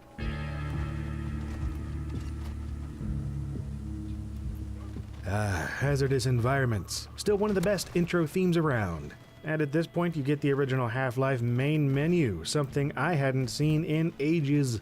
Subsequent versions of the game changed this menu around quite a bit before ditching it entirely once Steam came along. One thing that didn't change is the default control scheme, and for good reason. It's still pretty standard, even decades later. This was back when default FPS controls could vary wildly from game to game, but Half-Life was one of the very first PC games I remember seeing WASD for movement, control and shift for ducking and walking, E for interactions, etc. And to this effect, Valve included a training room for players unfamiliar with this kind of first-person shooter. It's more or less just a practice mode, where you can mess around with the controls, mechanics, and weaponry, but you're also accompanied by a helpful holographic training guide. Hello and welcome to the Black Mesa Hazard course, where you will be trained in the use of the hazardous environment suit. I am your holographic assistant. And even though the default controls are going to be second nature to anyone familiar with more modern FPS games, I still recommend going through this hazard course due to a couple of the moves you need to master in Half-Life. namely the crouch jumping and long jumping, two moves that are vital to navigating a significant chunk of Half-Life but are pretty much non-existent in newer shooters. Once that's over, it's time to clock in for a day of work at the Black Mesa Research Facility. And that begins with a leisurely tram ride, making for a deliberately slow introduction to the vast Half-Life universe. The time is 8:47 a.m. Current topside temperature is 93 degrees, with an estimated high of 105. And man, seeing this for the first time was mind-boggling stuff to teenage me. This was an FPS game that began without the S. Nothing to shoot, no guns or weapons, no one to talk to. Just a bit of exposition in the form of the computerized tram voice and the text letting you know that you're 27-year-old Gordon Freeman, an MIT graduate with a PhD in theoretical physics and a Level 3 Black Mesa research assistant assigned to the Anomalous Materials Laboratory, who also happens to be running late to work. Morning, Mr. Freeman. Looks like you're running late.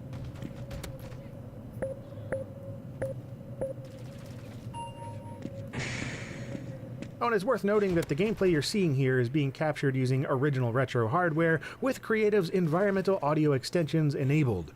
Makes quite a difference compared to sound cards without it. Hey, Mr. Freeman. I had a bunch of messages for you, but we had a system crash about 20 minutes ago, and I'm still trying to find my files.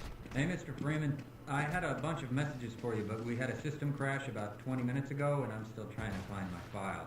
Some players may understandably prefer it turned off or using Unreal's A3D mode instead, but either way, Half-Life was one of the premier titles to make use of audio hardware enhancements back then, and personally it just feels right having EAX enabled. Echoey audio or not though, this starting section in Black Mesa is still crazy to me. In a good way. I love when games go out of their way to provide extraneous interactivity, and Half-Life delivered here with its locker rooms, hand dryers, soda machines, and microwave casseroles. My God, what are you doing? And of course, this is where you get the hazardous environmental suit. The HEV practically turns you into a superhero, so that's convenient considering what's to come. And that is, well, you're throwing science at the wall here to see what sticks. Imagine if CERN went the way of Stephen King's The Mist, the latter of which has been directly cited by Half-Life's developers as an inspiration. Turns out that shimmering alien crystals and anti-mass spectrometers don't mix, resulting in a massive quantum event known as the Resonance Cascade.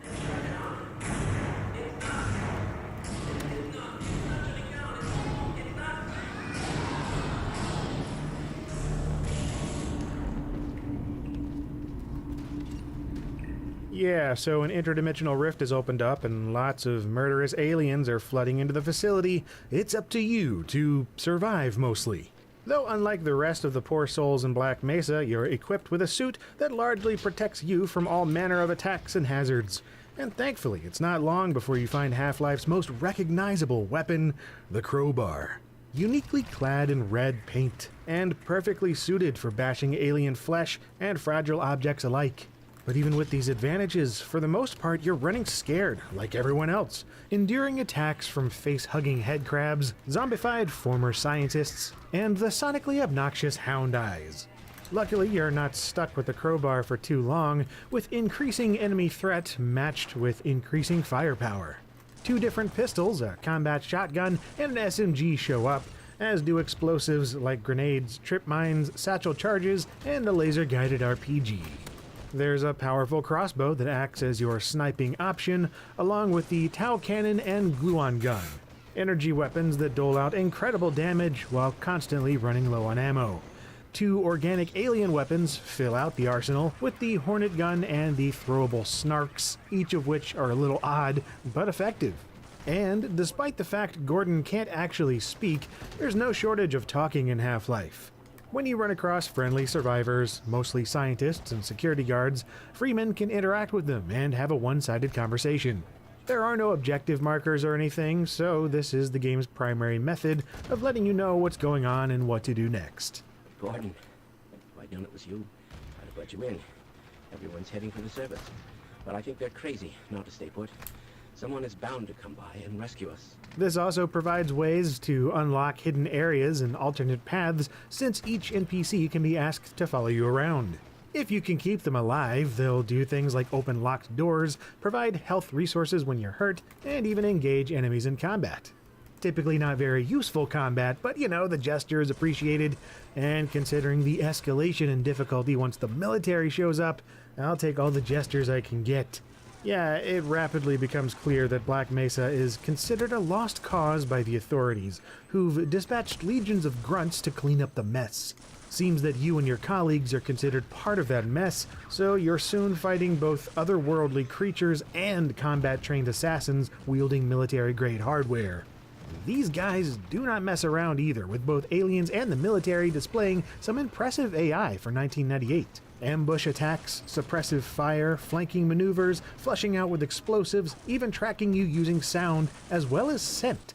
Yeah, as printed on the back of the box, enemies have a sense of smell, so one misjudged fart and you're dead. Emergency. User dead imminent. That's not to say Half-Life is a non-stop flatulent shooting gallery, though. More often than not, it's just you, alone, navigating Black Mesa with a flashlight, looking feverishly for the next health and suit charging stations, and progressing in a notably linear fashion, more than many other shooters I was playing in the late 90s. Make no mistake, it's still a substantial 10 to 15 hour story with plenty of detours off the beaten path, but unlike Doom, Duke Nukem 3D, or even Unreal, which all often relied on a string of large maps with straightforward entrances and exits, Half-Life is a distinctly linear campaign. You can't really go off the rails too much, instead being funneled through each area with clear intentions. Rarely are you left wondering what to do next, as typically there's a clear obstacle to overcome in each map segment. Often it's a puzzle with a logical yet slightly elusive solution, giving Half-Life an appropriately scientific quality when making progress. Maps also weave together in a way that was fresh at the time, where one area loads directly into the next as you encounter it. No keycards, exit switches, or level-ending stat screens here. You can even go back and forth between maps as well in many cases, making Half-Life feel more like a large, cohesive world, rather than an assortment of loosely connected maps. And just the overall atmosphere, it's pretty fantastic, with rather minimal amounts of admittedly awesome music, and a good mix of industrial atmosphere and creepy alien sound effects. And each new area feels distinct in both theme and mechanics, always tossing out new puzzles, hazards, and environments in order to test your skills. Keeping in mind this was using the Gold Source engine based on the Quake code base, this was quite impressive stuff. Graphically, it was no powerhouse, but Half-Life still more than impressed with its network of claustrophobic passages, ample storage facilities, and ethically questionable laboratories. Not to mention features like in-engine cutscenes that were quite novel at the time, and the numerous scripted horror sequences that do a stellar job of putting you on edge, morbid curiosity piqued by what further atrocities lie ahead. The Black Mesa Research Facility and its surrounding environs constantly keep you on the defense while unraveling the mystery of how to overcome the latest roadblock. Fixing power problems, manipulating water pumps, troubleshooting rocket engines, shooting a giant alien using remote missile launchers, even taking down attack choppers. And then there's navigating tunnels using cumbersome rail cars, slippery first-person platforming, exhaustingly repetitious combat encounters. I'm remembering why I got so annoyed at Half-Life once upon a time. For every enjoyable challenge there is to solve, you're presented with another that's either tedious or straight up frustrating. Sometimes AI misses its cue and you're left reloading save games until it works. Sometimes AI does its job too well and you die cheaply from hit-scan weapons with little to no chance to react. Other times you just fall off a ladder to your doom because the ladder climbing mechanic sucks. Or the game will just freak out because physics aren't always what they seem. For all of its groundbreaking awesomeness, Half-Life is occasionally waist-deep in wonkiness, which can turn into a pile of aggravation if you're not adequately prepared for it. This is especially true of the final chapters that take place on the alien border world of Zen.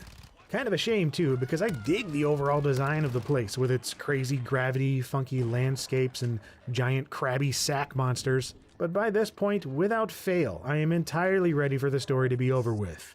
All the jumping puzzles, annoying enemies, spiky difficulty, and unclear objectives in Zen didn't do it for me on my first playthrough, and I have even less patience for it now. Ah well, at least the ending is enjoyably strange, with you finally coming face to face with the G-Man. Up to this point, you only see him show up in silence with no explanation, and you still don't quite get an explanation at the end either, but at least it's something. That's why I'm here, Mr. Freeman. I have recommended your services to my employers, and they have authorized me to offer you a job. They agree with me that you have limitless potential. At this point, you can either accept the G-Man's vague offer and you're teleported to who knows where, preparing for the inevitable sequel. Or you can turn him down, being teleported to who knows where, preparing to die at the hands of an army of alien grunts.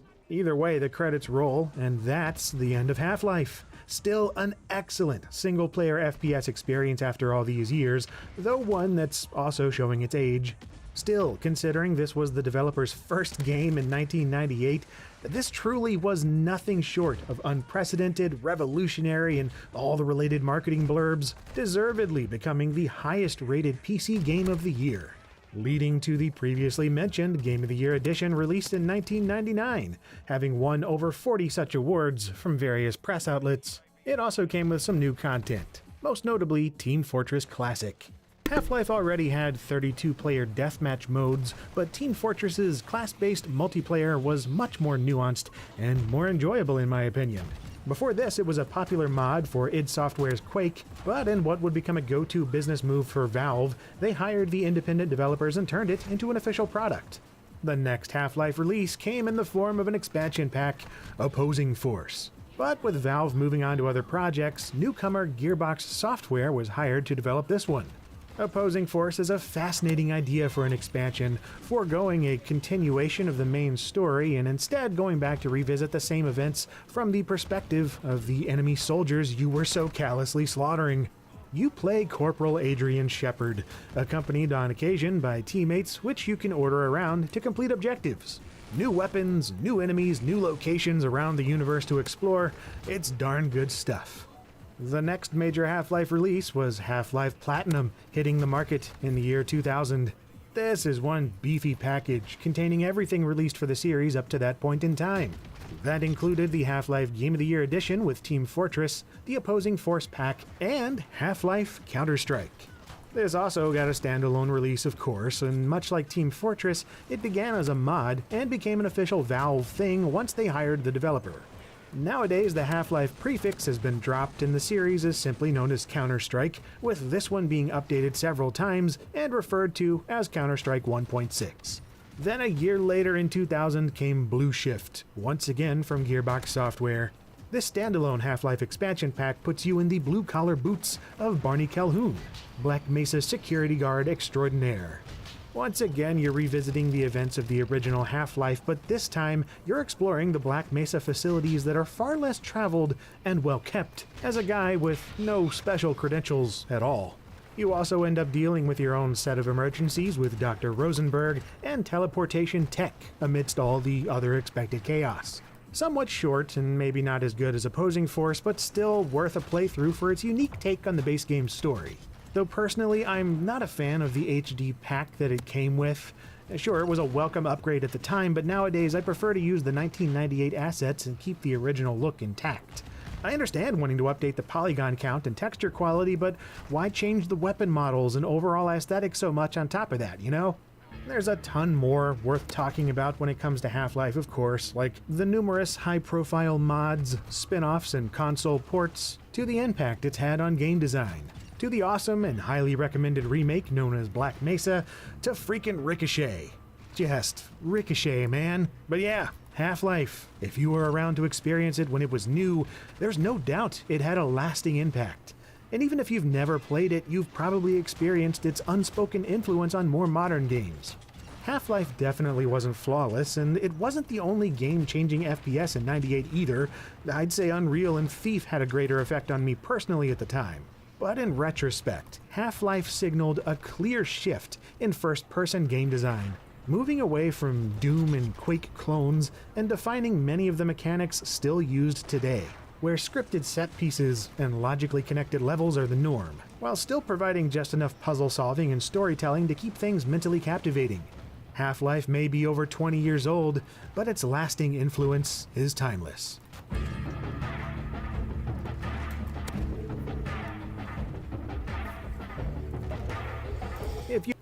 Well, to end stream.